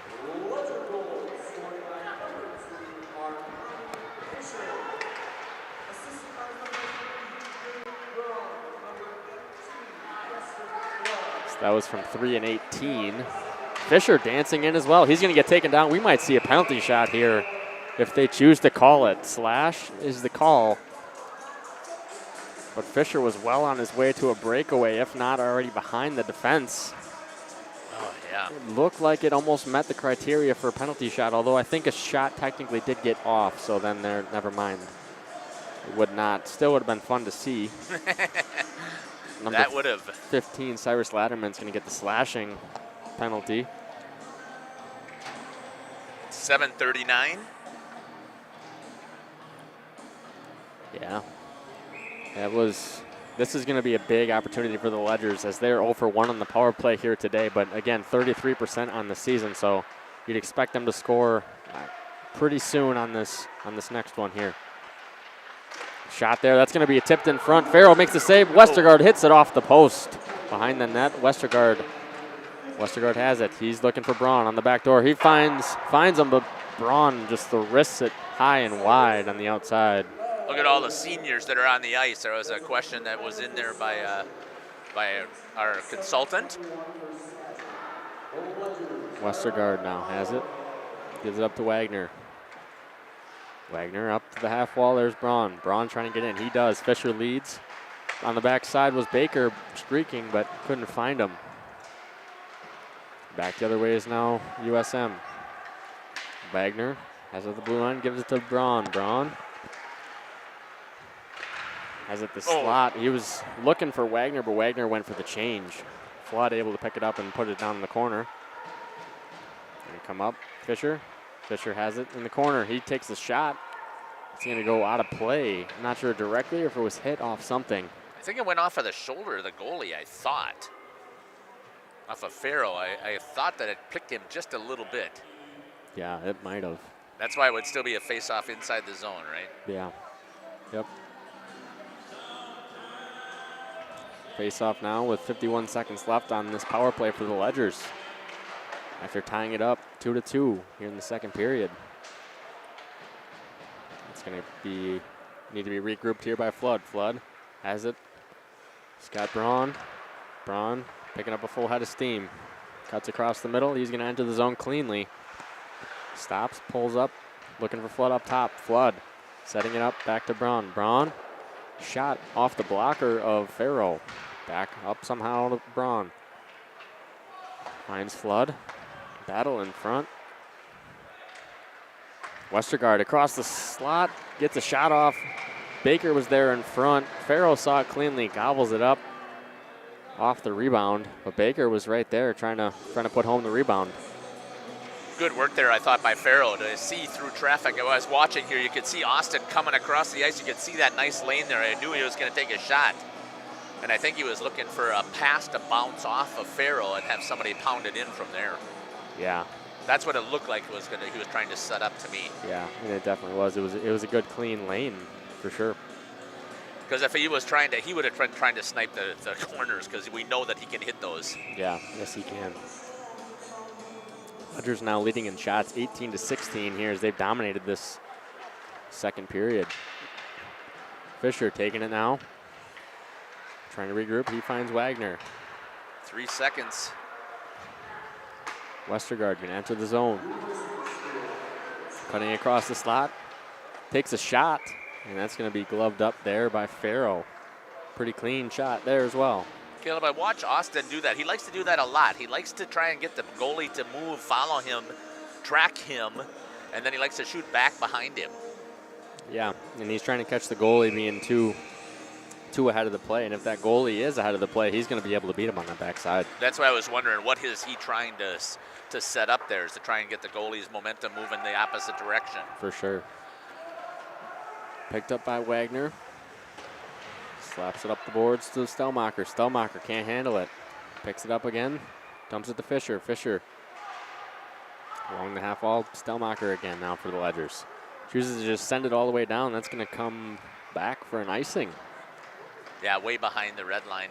He tried to dump that. Yeah, off the backhand play as well. Yeah, so icing, for those that are not aware, is if it passes 2 lines without being touched by any other player. And then it goes all the way down to the goal line. That's the third criteria. Be to Memphis Young's right. Baker in the draw for the Ledgers. Wins it back to Flood. Flood off the glass. Gabe Braun there, not able to handle it. Puck still exited the zone.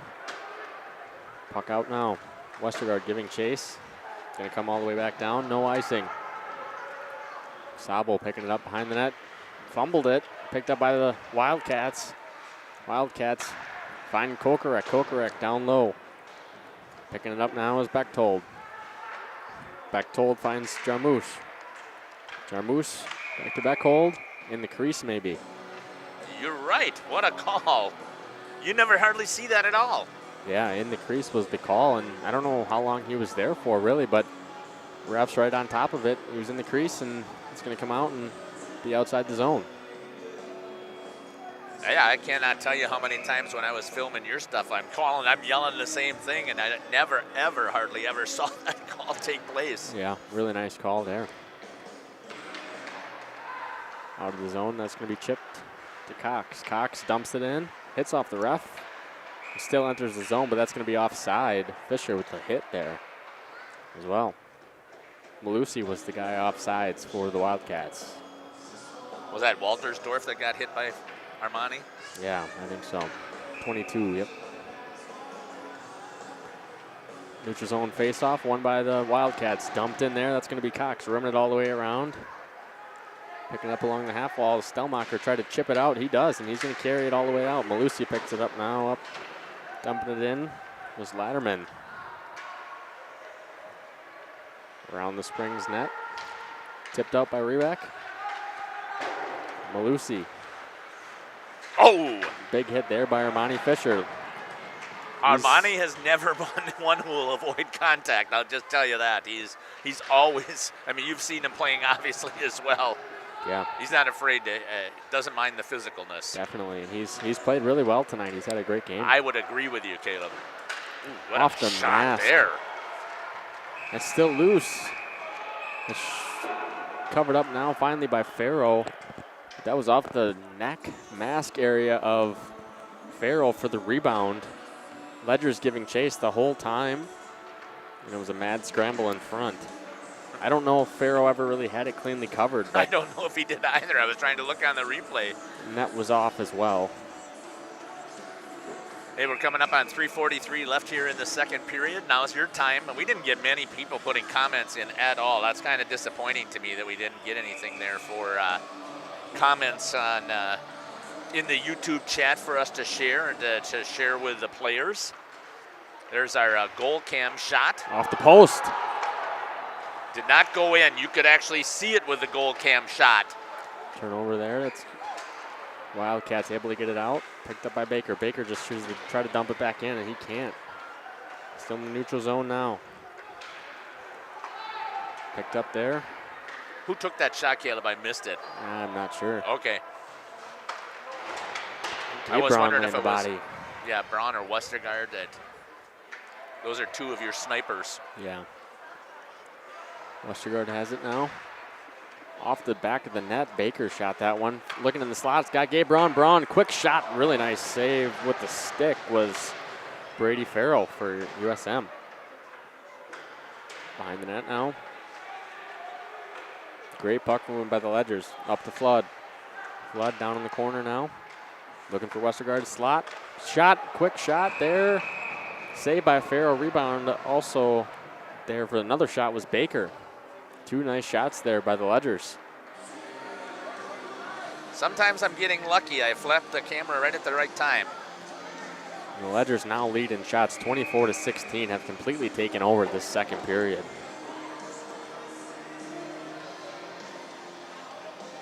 Love that little shot here from behind here on the face-offs, as long as I can switch it over fast enough on the fan roll.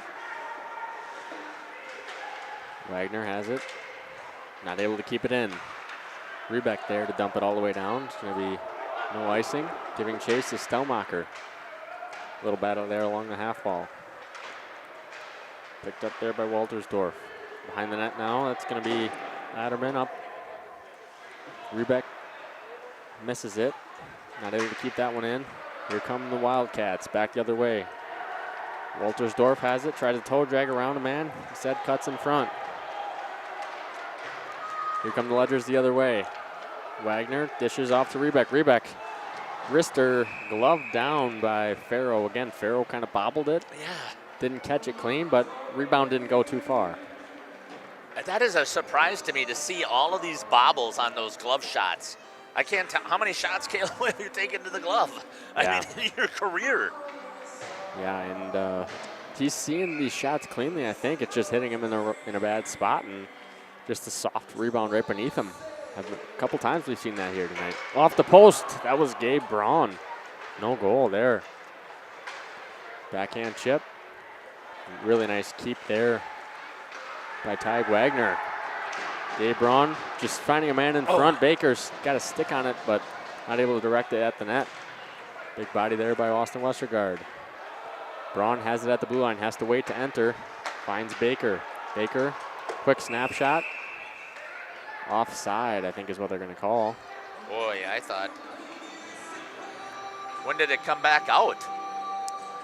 They must have been talking, I don't know.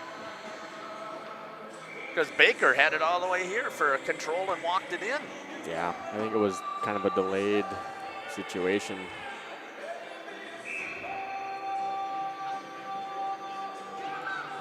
Fumble maybe with the whistle, couldn't find it right to the mouth, which happens. Yeah. He's a human being out there as well. Definitely. I just was trying to see when it came back out is what I was trying to look for, and I didn't see it come back out. Gabe Braun now. Rims it around. Westergaard picking it up for the Ledgers. Coming around the top. Keeps it in nicely. Quickly cuts to his forehand. He gets bodied down by Henry Bechtold. Quick shot there, steered aside by Farrell. Keeping it now, up to Gabe Braun. Wrister, Farrell saw that one the whole way and is able to glove it down cleanly this time. 1 minute, little less than 1 minute left here in the period, Caleb. For you fans out there, now's the time. Let us know. Hey, you've had to be watching some of these seniors here. You had to see us going through the senior night information. You've had to see your ledgers here battling hard to get this thing back to even. And if you're a USM fan, you've got to be proud of the way that you guys have been withstanding all this pressure that's come from the number 4 team in the state. Definitely. Like you said, less than a minute here in the second period. Tied up 2-2. Ty Wagner has it now for the Ledgers. Off the board, that's going to be a turnover. Picked up with speed. Nuneg dances around the defenseman. Still has it now for the Wildcats. Passed up to the defenseman. That's Cook. Cook gets off a nice shot, blocked. Here come the Ledgers on a 3-on-2 the other way. They got Gabe Braun. Has it now. Finds Fisher on the back door. Quick pass in front. Baker had an open net. Not able to get the shot on goal. Here comes Cook the other way. Cook finding the slot. Back the other way on the back door. Doesn't find its way to Memphis Young. Quick rush for the Ledgers. Baker's got it. He's got a man in front. That was Fisher. Not able to handle that one. Otherwise, he would have had a nice scoring opportunity there as well. Wow, what a last couple of seconds there. The last 35 seconds, Caleb, I can't tell you how many clean passes we just saw. Moving that puck back and forth, was that absolutely incredible? Yeah, I mean, it was just back and forth. Both teams, multiple opportunities there in that last minute and a half, really. And great action. I was so impressed. I mean, it was 30 seconds, 3 times up and down the ice with clean passes and clean shots. That is some great puck movement and some great speed. I mean, think about that, 30 seconds, 285 feet, 3 times. Both ways. I mean, both teams, really. So, yeah, that was great puck movement and great effort there at the end of the period when you're pretty tired and looking for a break. Well, this certainly right now has lived up to what we were expecting here with the number 4 team in the state, the St. Mary Springs Ledgers, and the number 6 team in the state in the USM Wildcats here. They're going to be doing some chuck a puck, and we'll step aside here. We'll hear from our advertisers, and we'll be back here on Jeff's live stream. Caleb Sauer on the play-by-play, and I'm trying to do the best I can with the camera. We'll be back. Generations Lanes of El Dorado. Join one of our adult or kids leagues or bowl in our monthly Friday night tournament. Or get a group together for a family or corporate bowling function. We are more than just bowling. A great spot to bring your family for a meal. Awesome homemade pizzas and soups, as well as appetizers, wraps, and sandwiches. Daily food specials. Fish Fry Friday. Open daily at 11 with the kitchen open late. Ask about us catering your next function. We are home to Laconia Bowling and proud supporter of the Laconia Spartans and all student athletes. For 50 years and counting, Burhags Furniture has been proudly serving Waupun the best furniture and mattresses at prices you can afford. And we're honored to be voted best of the best mattress store. Back here to the blue line, we've got Coach Colleen with us. Coach, talk to me a little bit. Let's go back to that first period here. Give me your thoughts on that first period, and let me guess, defense. Yeah, well, trying to do too much, trying to make plays from our own zone. What was it, 3 or 4 cross-ice passes when they got a sound defensive structure. They're going to have a guy roam in that area, so right first one we got bit, but that's all right, make mistake, but then to keep doing it, we had to correct that. That's why I couldn't talk to you. No, you're good. Second period, though, here, you got to be really proud of how your boys were working hard here at this end of the ice. I was extremely impressed with how aggressive they were and how many chances they were having to attack the net. Yeah, we were sharing the puck and the down low work, and there's a few times we forced it. We had a little more time, especially when they're tired, but their goalie's playing hot. This should be a good third period. It's been an awesome period. Coach, thank you very much for taking the time to join us here, and we'll hopefully catch you after the game. Thank you. So you heard it there. That was Coach Kevin Colleen talking to Jeff down there, seeing about the adjustments. Obviously, that first period, not what the Ledgers wanted at all, and defensively they had some things that they needed to correct, so that's why they took the full time to go through that and fix those defensive adjustments that they needed to, and obviously only giving up really their 7 shots in the second period, no goals allowed. So they definitely made their adjustments that they needed to, and much better period. They lost the first period 2-1, come back out fiercely and win the second period 1-0 to tie it up here 2-2 in the second period. We'll step aside here. We'll come back. How does that interview go? Yeah, no, it was really good, and like he said, he wanted to make defensive adjustments, and he clearly did that, and they played well, and the USM's goalie, Brady Farrow, has been playing well tonight. All right, we'll be back. You're listening to Jeff Sauer and Caleb Sauer here on Jeff's live stream. Best furniture store in the Fond du Lac area. Whether you're looking to update your living room, find the perfect mattresses, or treat yourself in one of our relaxing massage chairs, we've got it all to take care of you. Visit us at 806 West Main Street, Waupun, and experience quality, comfort, and service you can trust. Visit our website at www.verhagsfurniture.com. Don't forget to like us and follow us on Facebook and Instagram to stay updated on our latest arrivals, events, and deals. Verhaeg's Furniture Mart, 50 years strong, quality you trust, prices you'll love.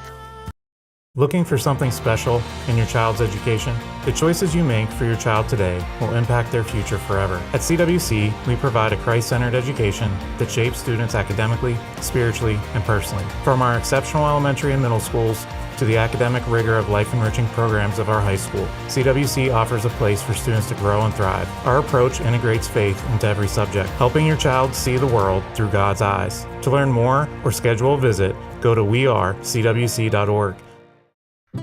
Welcome to Hooksha's Marketing Greenhouse. Here at Hooksha's Marketing Greenhouse, we are proud to provide South Central Wisconsin with the most beautiful flowers and freshest fruits and vegetables. In the fall, we have many varieties of squash and pumpkins, to just name a few. We are also proud to offer one-of-a-kind gifts like hanging baskets, iron hangers, decorative planters, and concrete statuary. Don't forget to check us out on Facebook for more info and pictures. So come on out to Hooksha's Marketing Greenhouse, located on Highway A between Fox Lake and Randolph, and you'll be glad you did. After surviving breast cancer, I felt this calling to help other women heal. I thought, why not build a respite house? I wasn't sure it was going to work financially speaking for my family, but with the guidance of Thrivent, I really felt like we were going to figure it out. Taking the leap to start my nonprofit has been the most rewarding thing I've done in my life. Jonathan Leonard, Thrivent Financial here in Waupun, serving the local communities. God bless. Hello, this is Jeff Sauer with Jeff's Livestream. We hope you're enjoying our broadcast. Our purpose, first and foremost, is to bring glory to God. Second is to draw attention to the student athletes, promote the great things they and their schools are doing, and promote the businesses and the people running them within our communities.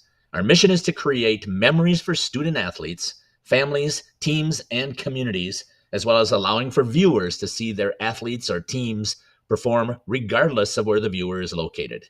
If you'd like to join us as a sponsor to help us fulfill our purpose and mission, feel free to give me a call at 920-345-2066 or email me at livestreamjeff@gmail.com. I'd love to talk to you. Sam's Well Drilling is a family-owned business with over 75 years in the water well drilling industry. We can help you with all of your well drilling needs. Our crews are experienced at finding the proper location, setting up the rigs and equipment in all types of circumstances, and drilling to the appropriate depth so that you have fresh, clean water. Sam's also drills wells for commercial and municipal projects. No project is too large or small for Sam's Well Drilling. We at Sam's are thankful to be involved in supplying the well water needs of people all over Wisconsin. Sam's Well Drilling, well worth it. PT Tire and Service has been at 301 East Clark Street in Brandon for over 20 years. The owners, Tony and Pam Sauer, are dedicated to their community and their customers. They serve the auto repair, tire, and wheel needs of customers in Brandon and the rest of central Wisconsin. We're on call 24/7 for roadside assistance and on the farm service for customers. For auto repairs, tires, and wheels, come see us in person or request a quote online. Welcome back here. Sorry about that, and I cut off my brother's ad too, so my apologies to PT Tire and Service. Let's give a quick update here about how things have gone. Scoring-wise, here in that second period. There was only one goal that was scored. That was at the 8:09 mark. It was an even strength goal, if I remember correctly. But Caleb, I didn't mark it down, but I believe it was, right? Yeah, all the goals have been even strength. Oh, so yeah, far. right. Because I put down the penalty time. Yep. So it was 8:09. Armani Fisher with a nice goal, but it was a better pass that came from Gabe Brown with a little bit of a no-look backhand pass. Put it right into where Armani Fisher was at, and number 18, Preston Flood, was able to get the secondary assist. There was only one penalty in that period. That was number 15, Cyrus Latterman, at the 7:39 mark, was called for a hook as Armani Fisher tried to get around him and tried to put another one in. We talked about this before, Caleb, that Armani is having a really good day today. Yeah, he's been all over the ice offensively, and he's just been in the right spot at the right time, and he's made both of these goals happen here for the Ledgers tonight. Yeah, he has worked really, really hard, as well as, so in that period as well, I know that Memphis Young ended up saving all 7 of the shots that he had. He was 7 for 7 for a 2-period total of 14 saves on 16 shots. But Brady Farrell was under constant bombardment, and I thought that he played one heck of a second period there, Caleb, where he went 16 for 17, gave up just that one goal to Fisher, which again was great teamwork. Yeah. But otherwise, I mean, what do you think about the way Farrell's been So playing? I'll talk about Farrell first and then Young. Farrell, in terms of the shots he's facing, he's seeing a lot of shots from outside, and the reason I think that they're the higher shot total for the Ledgers is partly because he's been bobbling a couple shots and causing the Ledgers to get second and third chance opportunities. So when you can rack up 3 shots and then a couple minutes later it's going to be 3 shots again. So the Ledgers feeling that pressure on Farrell and making him kind of bobble these situations and causing the multiple scoring chances, which in turn is leading to obviously better scoring chances, and you're going to have to work harder and get those greasier goals, so to speak. Then you think about Memphis Young. This is what happens when he can actually see the puck. That first period was 2 really great scoring opportunities for the Wildcats. He didn't really have a chance to get any easy shots to really get into the game, but the second period you see the Wildcats are not able to get as many clean scoring chances, and thus Young able to see the puck better, get more of a feel for himself, and get settled down and get comfortable in the game. And I will say too about the rink. So the Piers rink is normal at Cornerstone, I believe, is where they play. Or no, Voyager Park maybe it is. Yeah, they play at Voyager Park, yep. So Young coming off of that game on a normal rink, and all of a sudden his angles got messed up a little bit. Gives up 2 goals here in the first period. So he had to readjust here to this slightly bigger ice in Fond du Lac. Yeah, and you talk about that a lot, having played goalie, about how difficult it is to change from rink to rink. One of the things that is not consistent for ice rinks is it has to be a minimum of 280 or 285 by 80, or is So it? 200 by 85. Thank you, 200 by 85 at a minimum. But anything in there's other tolerances that you can have. Yeah. And then you've got your college rinks, which are longer and wider, and your Olympic ice is even bigger than that. So yeah, and it took, like you said, it took Young about a period, I'd say, to adjust back to this home ice. And after that, he's really settled in nicely. Same with Farrell. Farrell had a decent period. The longer the game's gotten on, the better Farrell has really looked. So right, your angles, you're trying to figure out where the crease is, where your pipe is. I mean, that's all stuff that people do not realize that goalies have to go through. They just think that they're sitting there in the net and they should have no problem figuring out where they're at. But you got to use markers. You're using whatever you can find on the boards to figure out where you're at, because you're never facing backwards. And rarely, if you're doing your job, you're not tucked back in the net, so you're not swinging your arms to touch the posts. That's only when you're getting yourself ready in the beginning of the game. We got 2 minutes and 45 seconds. We're going to step aside here for about a minute here. Then we're going to come back. I'm going to ask Caleb what his thoughts are. What would he be telling coaches about, or telling the players if he was coaching? And then we're also going to talk about some other things. We'll be back. You're listening to Jeff Sauer along with Caleb Sauer here on Jeff's live stream. PT Tire and Service, you make the call and leave the rest to us. Call 920-346-TIRE. Angling-only guide service with Captain Jeremy Brenner. Captain Jeremy Brenner here. We are the premier Lake Michigan salmon charter out of Sheboygan, Wisconsin. Each trip is 6 hours and includes fish cleaning. The cost is $400 per trip Fridays, Saturdays, and Sundays, and only $340 on weekdays for up to 6 people. I personally guarantee you will catch fish. The season runs June through Labor Day. Contact me at anglingonlyfishing@gmail.com to book today and check out my Facebook page, Captain Jeremy Brenner, Sheboygan Salmon. Katie's Log Cabin is a great place to stop for lunch or dinner, grab one of the daily specials, or check out the full menu. Katie's Log Cabin specials include Tuesday is pizza, Wednesday is wings, Thursday is a rotating special, Friday and Saturday is fish fry, Saturday is also prime rib, and Sunday is a broasted chicken dinner. Not in the mood for a special? Katie's has you covered with full menu options, appetizers, salads, wraps, pizzas, and sandwiches. Katie's Log Cabin Restaurant in Oakfield. Life is better at the cabin. Welcome back here to the Fond du Lac Blue Line. So, Caleb, I said as soon as we came back here, you are Coach McGuire. What are you saying to the USM Wildcats? Yeah, they really got to pack it in defensively and then try to spring and get some chances when you can. The scoring opportunities were few that period, and obviously the shots reflect that as well. They didn't get as many shots on goal as they had that they wanted to, and they need to get shots on goal from anywhere that they can and make Memphis Young really try to test them. They didn't test them at all in that period. They tested them the first period, and it worked out. That period, we haven't seen as much, and they look more shy, and they look a little bit tired now.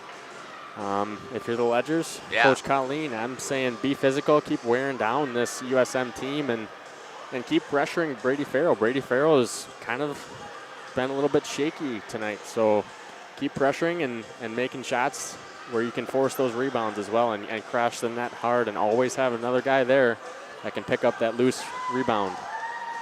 I want to make sure that I'm giving some love to our advertisers. You can see that they're up in their upper right-hand corner that I continue to do that. My number one sponsor right now is King Manufacturing, and if you know anything about hockey, especially in Waupun, because we call Waupun hockey a lot as well. In fact, that's my primary hockey team, and St. Mary Springs is second. They're right there.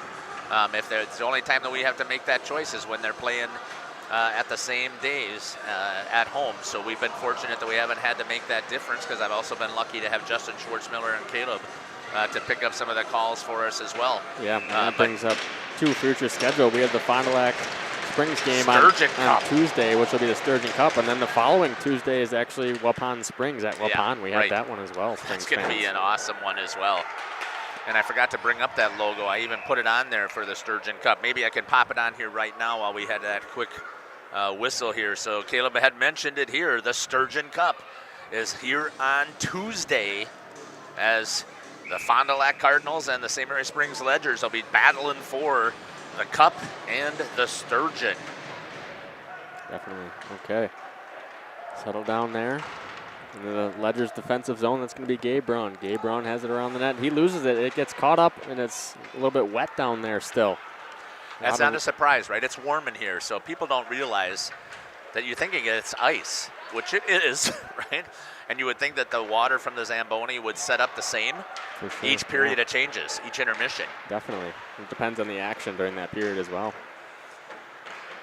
Now, having it behind the net, the Wildcats going to rim that one out. Flood dumps it right back in.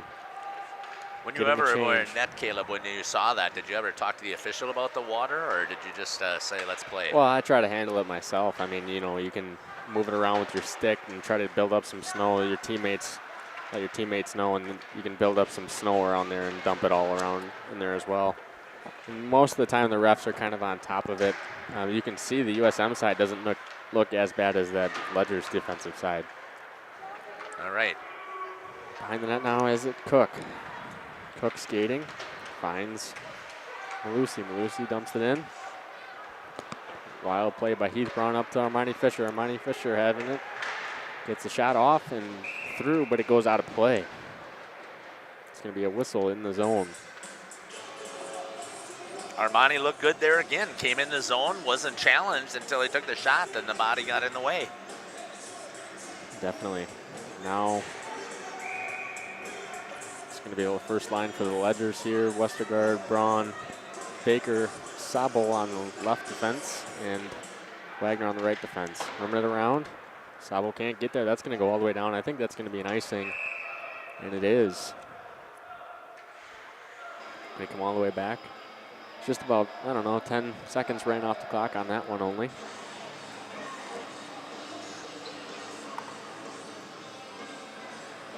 There's a face off to the left of Farrow.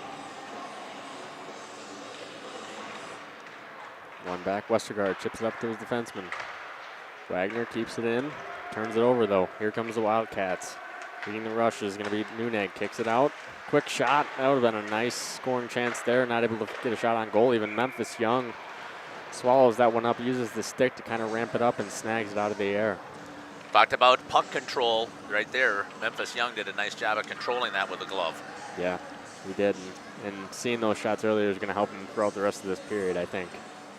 Yeah, I would agree with you. And I know you obviously you played the position, so you know the sooner you could get a shot on you and control it and play it, the better you were dialed in for the period. Definitely. In the corner now. Tied up there. Rebeck giving chase. Cook keeps it in for the Wildcats. Go all the way down. Rebeck gets it out. Fisher still giving chase. Cook dumps it right back in. Wagner has it now. Finds Flood, his partner. Rebeck. Sloppy pass there, turned it over. Flood. No, communication issues. Wagner actually picks it up. Back to Flood. Now they settle it down, trying to get a regroup here. Breaking it out. Giving up to Stelmacher. Stelmacher's going to dump this one in. I think we're going to see a lot of that this third period. Both of these teams looking kind of slow to start the period, and we're just seeing some dump-ins. Behind the net now, Westergaard has it.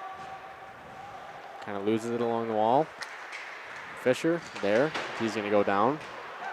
Flood dumps it right back in. In the corner now. Cook picks it up for the Wildcats. Looking for a stretch pass. Gives it up to Waltersdorf. Waltersdorf finds Nuneg. Nuneg driving around the defenseman, and he tries to chip it up over the shoulder of Young, and Young sticks his glove out and says no. Here's a target, hit it, and he hit it. Yeah, really good save there, and Young tight against his post. Yeah, that's what's the other thing I was going to comment on there. There was nothing white that you could see there. Yeah, definitely. Especially since he's got the black pads and black glove and everything. Right. In the corner now. Sowell tries to backhand it out. He gets it out, and that might go all the way down for icing. And it does. That was actually Heath Braun, excuse me. Heath Braun with it. Coming down, it's going to be the same location for a face-off in the zone to Young's left.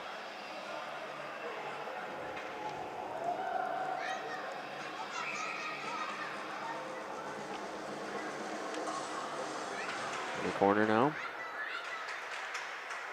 Westergaard giving chase.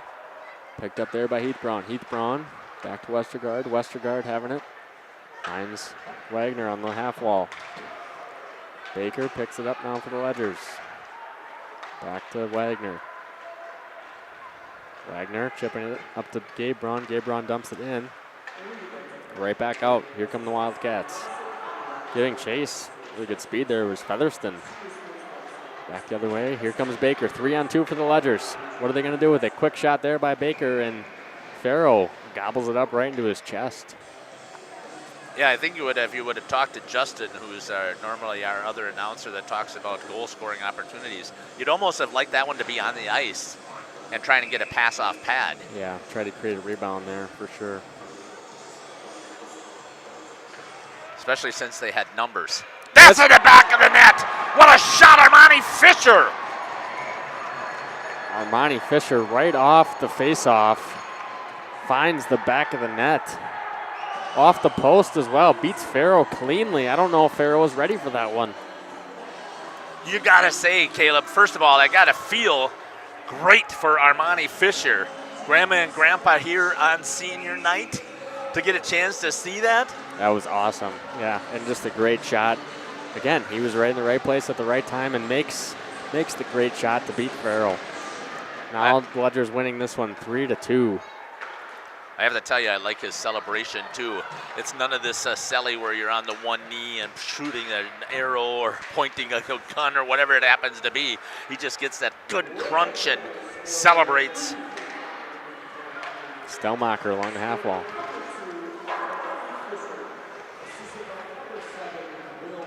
Assisted by Stellmacher, number 7. The second line able to get the job done for the Ledgers on that one. Down in the corner now. USM has it. Gabe Braun, really good forecheck there. Turns it over, picks it up. Westergaard, quick shot there, gobbled up by Farrell that time. We've seen Farrell looking a little bit more confident as far as first saves. Obviously just getting beat cleanly on the last goal, but. Yeah, but he was off pipe. And I think you're right. It caught him off guard with the face-off right off the bat and the shot. Definitely. Quick shot there by Gabe Braun off the face-off. Giving chase on it again. Trying to keep it in there was Heath Braun, not able to do so. Baker picks it up. Backhand off the boards. Heath Braun to Westergaard. Westergaard turns it over. Number 19, Featherston takes it and dumps it in for the Wildcats. Around the net now. Big body there. Westergaard finding Gabe Braun. Gabe Braun to Wagner. Wagner's going to enter the zone. He's going to go down. No trip on the call. Giving chase. Fisher there. That one's going to be dumped out of play by Cyrus Latterman. Clean out of the zone. That should be a face-off in the Wildcats defensive zone to the left of Farrell.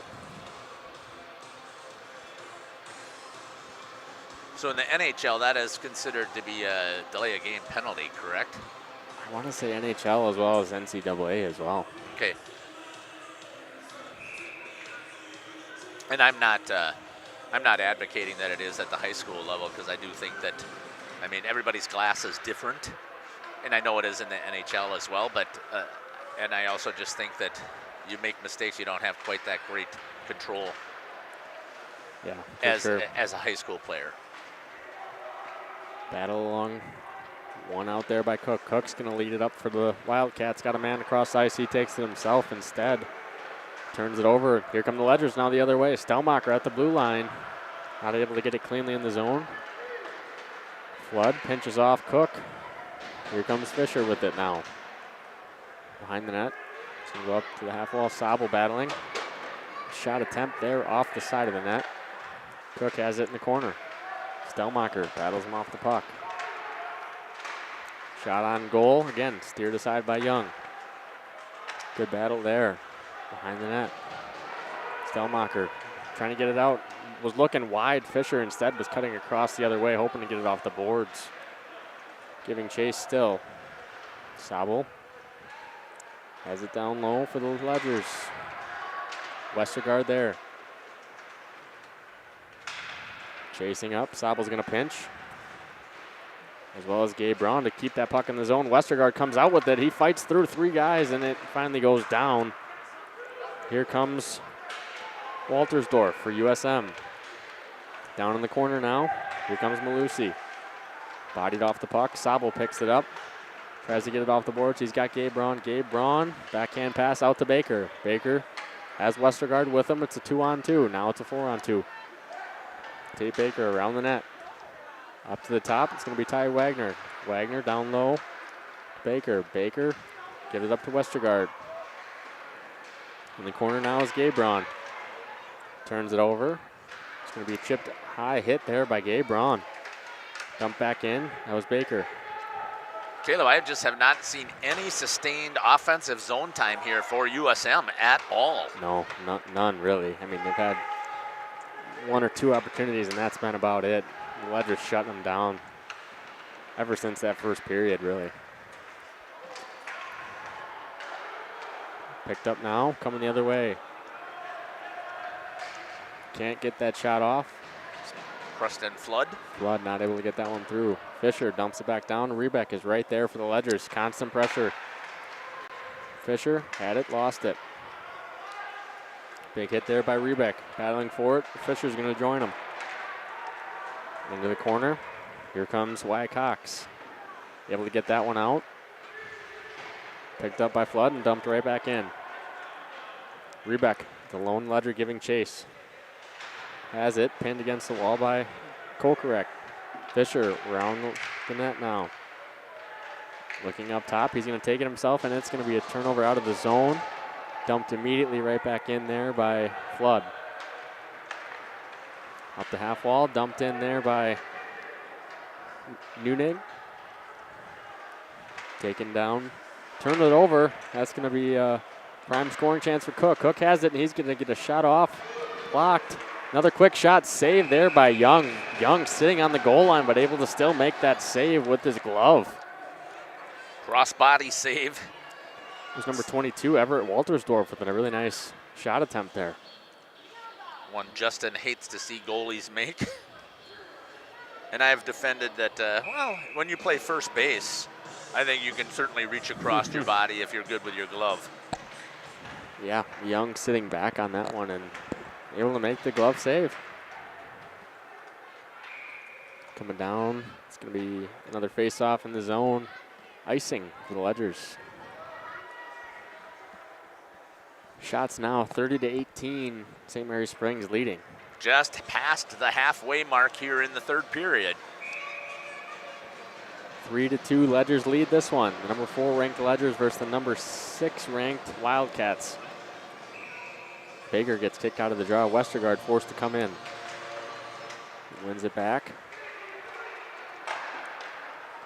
Good defensive breakout there. Westergaard has it. Looking wide. He's going to get the shot off and snagged by Farrow. He was looking for the rebound there. Farrow just able to glove that one down. Yeah, it was that much cleaner by number 1, Brady Farrow. Definitely. So can get a full line change from the Ledgers here.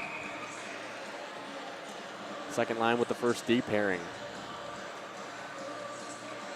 Fisher in there, wins it forward. Rebeck giving chase behind the net. He's tied up by Cox. Down low, Waltersdorf. Tries to chip it off the boards, held in nicely there by Armani Fisher. Along the half wall, breaking it out cleanly. Here comes Malusi. Malusi's able to dump it in. Waltersdorf still giving chase as well. Up to Rebeck. Rebeck turns it over to Malusi. Malusi just dumps it right back in.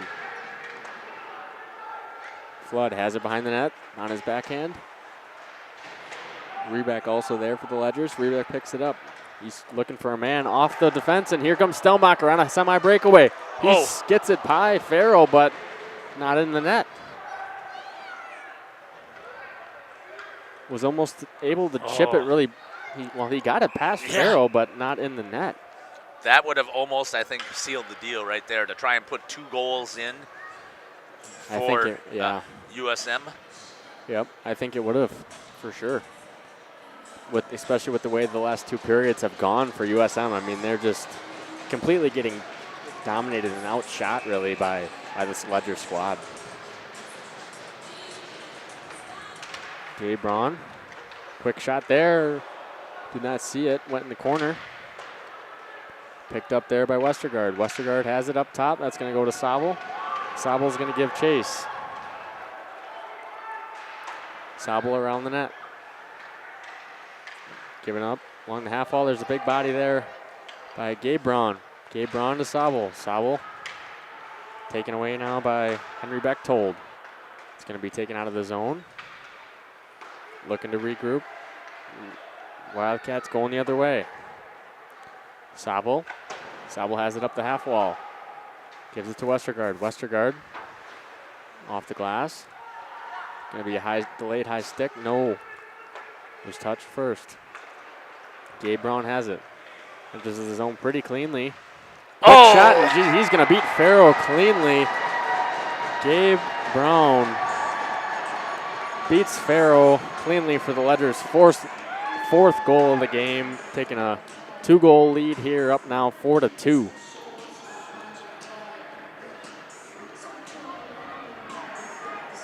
Great shot as he's able to beat Farrow cleanly on that one.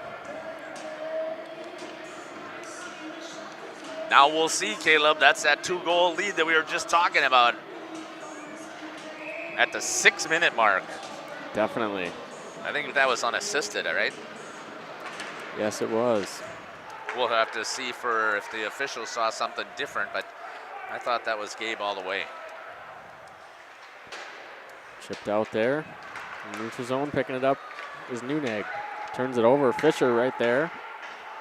Dumps it in. He's still got it in the corner. Up the half wall now. Stelmacher picks it up.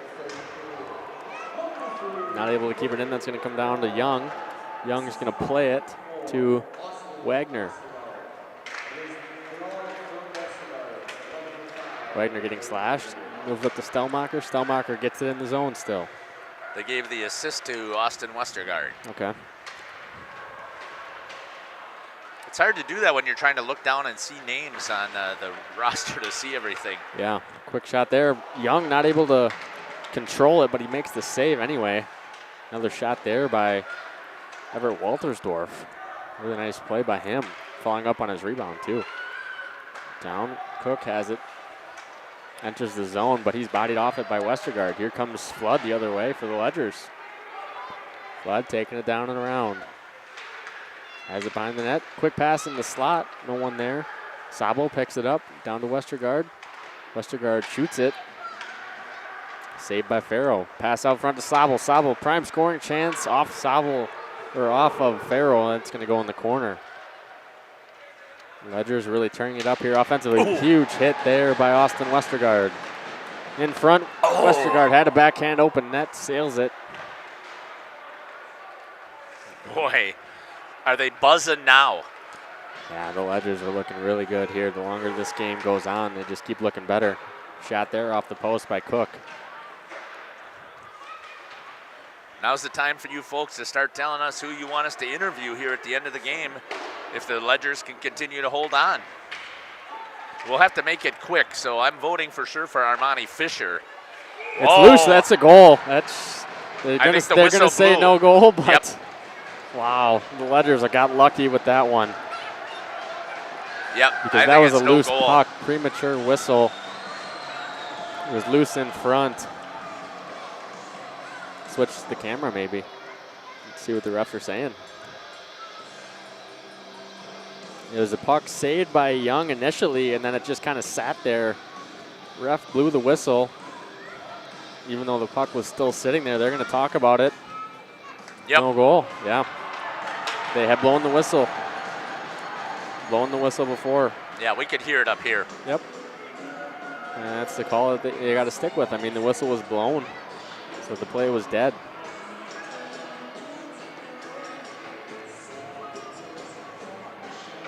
It's going to be a face-off to Young's right now. That stuff happens. Inadvertent whistle. Big break for the Ledgers. Able to keep this one a 2-score game. 4-2 now, leading. Late in the third period, 3:54 left. Shots now 34-21 in favor of the Ledgers. So Coach McGuire must be having a conversation as well, wants to know. And it happens, and I'm sure that he in his career, as long as he's had playing hockey, that there's been inadvertent whistles. And I shouldn't say an inadvertent, because the official lost sight. When you lose sight of the puck, Caleb, you know as an official, you're supposed to blow your whistle. Definitely, yeah. Your assumption is it's controlled. Right. Yeah, so that was the call that was made, and they got to stick with it. And I think it's the right call, because we could hear the whistle up here. Yep, definitely. Going to be a draw in the Ledgers zone. Fisher taking it for the Ledgers against Waltersdorf for the Wildcats. Able to get that one out. Stelmacher dumps it in. Farrow's going to handle it, and he's going to choose to cover this one and slow things down. A little after the whistle altercation. Are they trying to exchange phone numbers? Yeah, maybe. What are you doing after the game? Oh, I think I'm going to go get some lunch. And yep. Guess not. They're going to say that Mr. Stelmacher was instigating. Oh, unsportsmanlike conduct, right? Yeah, Teed up. so he must have said something. I think he said your mama's ugly. Yeah. So he's going to sit in the box here for 2 minutes. Mr. Stelmacher at 3:47. Will Stelmacher, unsportsmanlike. It's a big penalty, and it keeps the Wildcats technically in the game because if they score here quickly, they'll still have time. Their power play, again, has been phenomenal on the season. I think sitting at 25% around there. Yeah, it was over 20. It was almost 26 or 27%, if I remember correctly. Penalty kill here, though, for the Ledgers at 87%. It's just been phenomenal all year long. Battling in the corner, that's going to pal out to Cook. Finding him in the slot is all day was Waltersdorf, and really nice job by Young to stand tall and make the blocker save. Yeah, I was just going to be commenting about how aggressive the Ledgers are, but because they were so aggressive, they're so stretched out that there are so many players out of position in the box or in the diamond. There's the flyer. Had Westergaard. How many shorthanded goals have you seen, Caleb, out of this Ledgers team? Yeah, I've seen a lot so far this year and expect more to come as well. They're so fast, and they read the puck so well. That one was delayed a little bit more than I think that Austin would have liked. Cook settles it down, looking to set things up. Gabe Braun out there. Clapper. Not going to get through. Steer the side of the corner. Waltersdorf. Over to Cook. Cook down to the half wall. Shot there, saved by Young. Loose in front of the net. It's going to be turned out, and that's going to be sent all the way down. There was Flood. Farrell wants to play it up quickly. Settle down here in the neutral zone. Ledgers hits off Baker as Flood was trying to clear it. Baker still giving chase on Waltersdorf. 10 seconds left here on the penalty kill.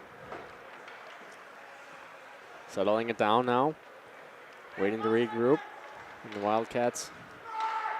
Cook. He's going to dump it in all the way around. That's going to be a nice penalty kill there for the Ledgers. Definitely what they needed. Sent down to Farrell. Farrell steers it aside. Sets it up for his teammate. Brown tried to lay the body. See if there's anybody else who put anything in the chat, but otherwise, I guess not. So I'm going to talk to Armani Fisher. I think I'm going to talk to Memphis Young too, Caleb. Yeah, definitely. He's played well tonight. And we're not going to have much more time than that because we got the Atcha game that'll have to go in here. I don't know what time they're scheduled to start or if there's a JV game that comes after this one with U School, but we're down to 1 minute, so I'm going to let you call it and take care of the computer.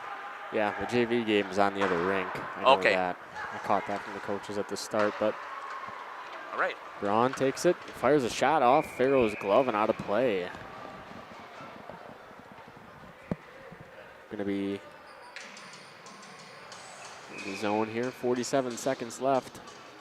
Timeout by U School Wildcats. We'll be back after this. King Manufacturing. Since 1926, we have been known for our first-class buildings and canopies. In fact, there are thousands of them in use across America and in the Caribbean. We have also produced and developed many other steel products for use in retail, commercial, and industrial applications, such as building fascia, loading racks, wall panel systems, and much more. Our design record attests to our dedication to quality and customer satisfaction. King Manufacturing, from design to completion. Call PT Tire and Service in Brandon, the automotive experts. Beat the Wisconsin snowfall. Stay charged this winter. PT Tire and Service, full service, batteries and wipers available on site. Call 920-346-TIRE. Put Christmas lights on your tree this holiday season, not your dashboard. Call PT Tire and Service to get those lights in the right place. Over 20 years in business and ready to service your automotive needs. PT Tire and Service, Brandon, 920-346-TIRE. Welcome back here to the blue line in Fond du Lac. Yeah, okay. Thanks, Sean, for putting that in there. Marion NCAA game after this. Going to be a good one. Here at the blue line again, we have the Ledgers and the U-School Wildcats 4-2 right now. Ledgers leading this one. Face off in the zone. One down there behind the net. Big body there, turned over to Flood. Flood not able to handle it. Comes out to the neutral zone. Fisher just dumps it in on net. Farrell's going to stick that one aside. Into the corner, Fisher. Fisher to Braun. Braun down low. In the slot, that was Westergaard. Westergaard not able to find the net. Down low, big body there. Westergaard laying the body again.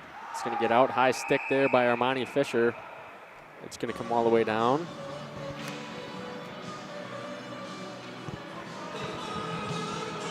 Can you hear me? 14.9 seconds left here in this battle.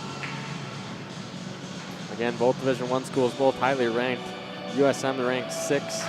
Ledgers ranked 4th in Division I. This game of the week. Back down low. It's going to be tipped off the glass and out. Westergaard has it along the wall. He's just going to eat this one. And the Ledgers are going to take the victory over University School Milwaukee Wildcats.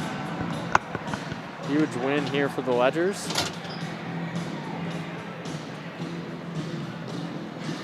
See them there behind the net celebrating.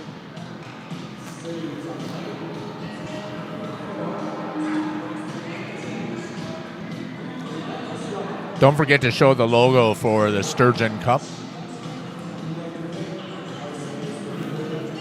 It's on the post-game show, and also so is our schedule.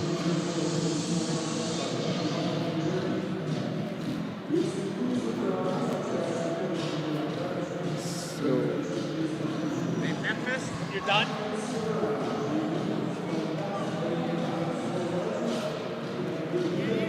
Memphis and Armani. I'll be using the game after I get more.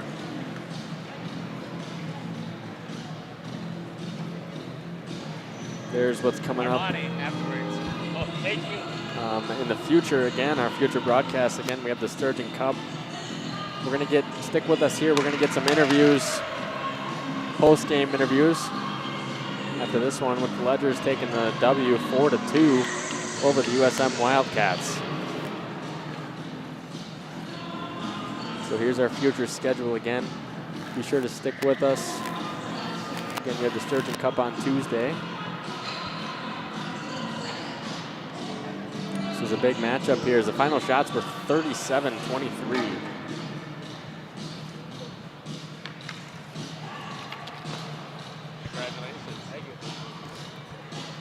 And welcome back here to the Final Lap Blue Line. Joining me now here on the post-game show, number 2, Armani Fisher. Armani, I got to tell you, and I even mentioned this, that first period looked like the Armani of old. How you feeling? Oh, I'm feeling great. Even though we had a game late last night, still feeling great. I feel like I'm back to where I was last year. I feel like I'm really buzzing now. Yeah, I mean, I saw it. The speed was there, flying around there. The physical contact is the typical Armani that we were used to feeling, so that's good. So talk me through 3 points today, 2 nice goals and an assist on the first one. So talk me through that first assist that you had there. I remember just working down low. Gabe and I were working down low. Gabe moved the puck to me, and I saw Austin coming across, so I moved it to Austin, and he ended up scoring. Yeah, nice work there. And then talk about that goal that you had off of that face-off. Well, Will won the face-off, and I was just coming around top. We have that play that we set up, and I just shot it far side, hoping to hit something, a little blocker, and it went off the post and went in. Yeah, again, what a great game today. I hope that I was really fun to watch you out there. Talk a little bit of how it's got to feel here on senior night in front of Grandma and Grandpa. Well, it's always fun to play USM. Last year was a 1-0 game, so it's always a good time to play USM. Yeah, but the points you scored, I mean, it's got to feel good. I mean, just getting points always feels good. I mean, but really what matters is just contributing to the team no matter if it's getting points or not. Well, everybody on this senior, so congratulations here on senior day here from the Blue Line, and thanks for joining me here on the post-game show. Armani Fisher here for St. Mary Springs. Memphis, talk to me here. So started out a little bit rough in those first 6 minutes there. Just talk a little bit about what was happening in those first 6 minutes that you thought of the game here. Yeah, kind of had a few bad bounces, but I've also been sick for like the past 3 weeks, so I'm not fully back into it yet. So. And that's what Caleb was saying too. Those were you didn't even think were anything that you could have possibly done. The first puck flutters around, gets to the backside, and there's a guy standing there, and we thought he'd hammer it. He didn't even hammer it. He just put it through, and it looked like the second goal went off of a skate or caught the inside knee on a pass that was coming across. But after that, talk to me about how dialed in you were, because you certainly looked solid after that. After that first 6 minutes of the game, I kind of got my bearings back. Kind of was more concentrated and stuff, and then kind of just got more in my groove. Yeah, talk about how difficult that was to play late last night on a normal-sized rink and then come here and try and adjust back to this bigger ice. It's not really too difficult for me as a goalie because I just stand in one area. Really the only thing that affects me is if I go out to play the puck. Okay, awesome. Well, congratulations. I was really impressed with how well you battled back here against a super solid team, so congratulations on that. Hey, Thanks. Armani, can you get coach for me? So congratulations, Memphis. Really appreciate the time and for having the conversation. Yeah, no problem. All right, thank you. We're going to wait to see if we can get Coach Colleen. Yeah, I'll get off the ice as soon as we can. Maybe I'll catch him down there in the corner. So, Memphis, if you can help me grab him as well, that would be great. You're welcome.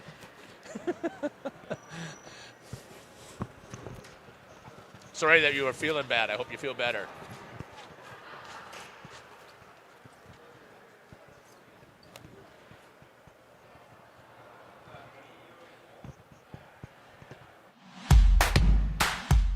Born from a single project, WDS Construction has evolved into a nationwide general contractor and construction management company. But we're so much more than that. The cold storage industry is experiencing high demand and low capacity. WDS is building goodwill from the ground up through customized solutions.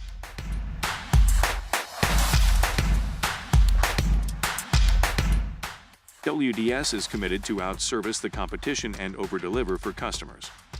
A client-driven experience without question. Today, we're driven to be better in order to build better.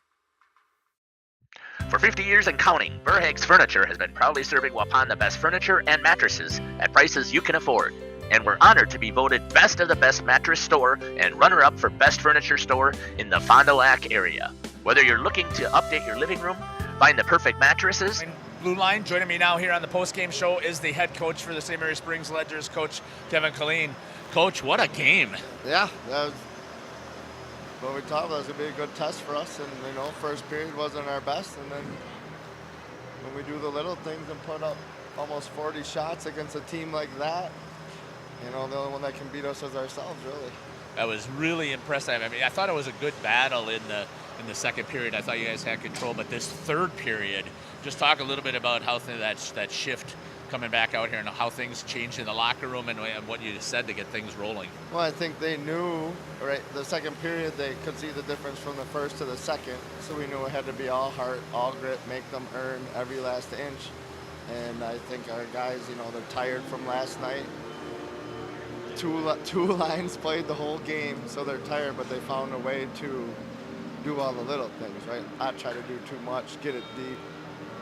Yeah, and that's what the conversation we were having before. How does that late game last night coming back here, how did that affect the start today? Yeah, I mean, we didn't get home till 11:30. It was almost midnight, I think, when I got home.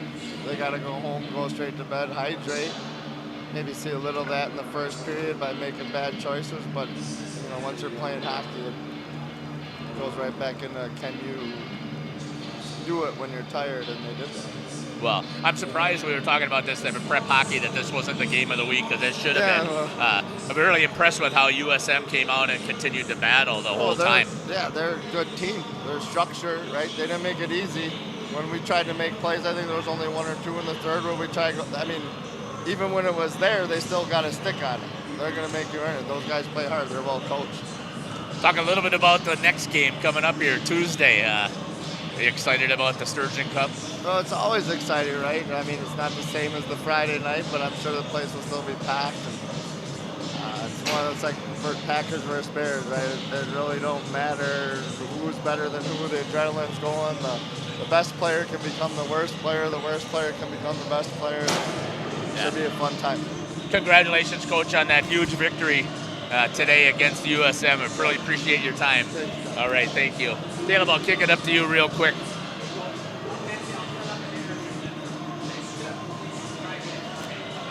Again, here's the post-game show, what we got in the future. Again, the Ledgers taking this one 4-2 over the USM Wildcats. This is a huge victory today for the Ledgers, and they're going to take this momentum. Again, they're riding now a 14-game winning streak into the matchup on Tuesday versus the Fond du Lac Cardinals. It's going to be the crosstown game, Fondy versus Springs for the Sturgeon Cup. We have that one covered here on Jeff's live stream, so we're looking forward to that one and looking forward to the future and the rest of the events here on Jeff's live streams.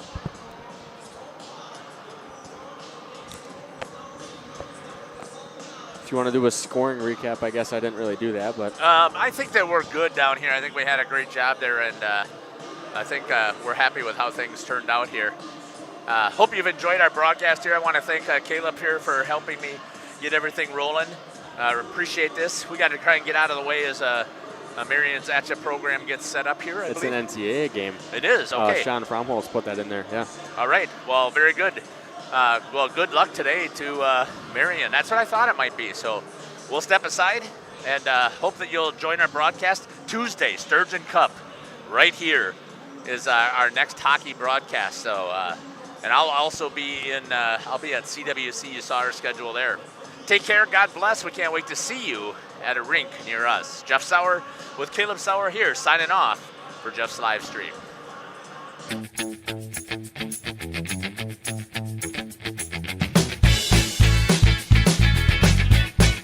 Thank you for watching our broadcast. A shout out to our sponsors.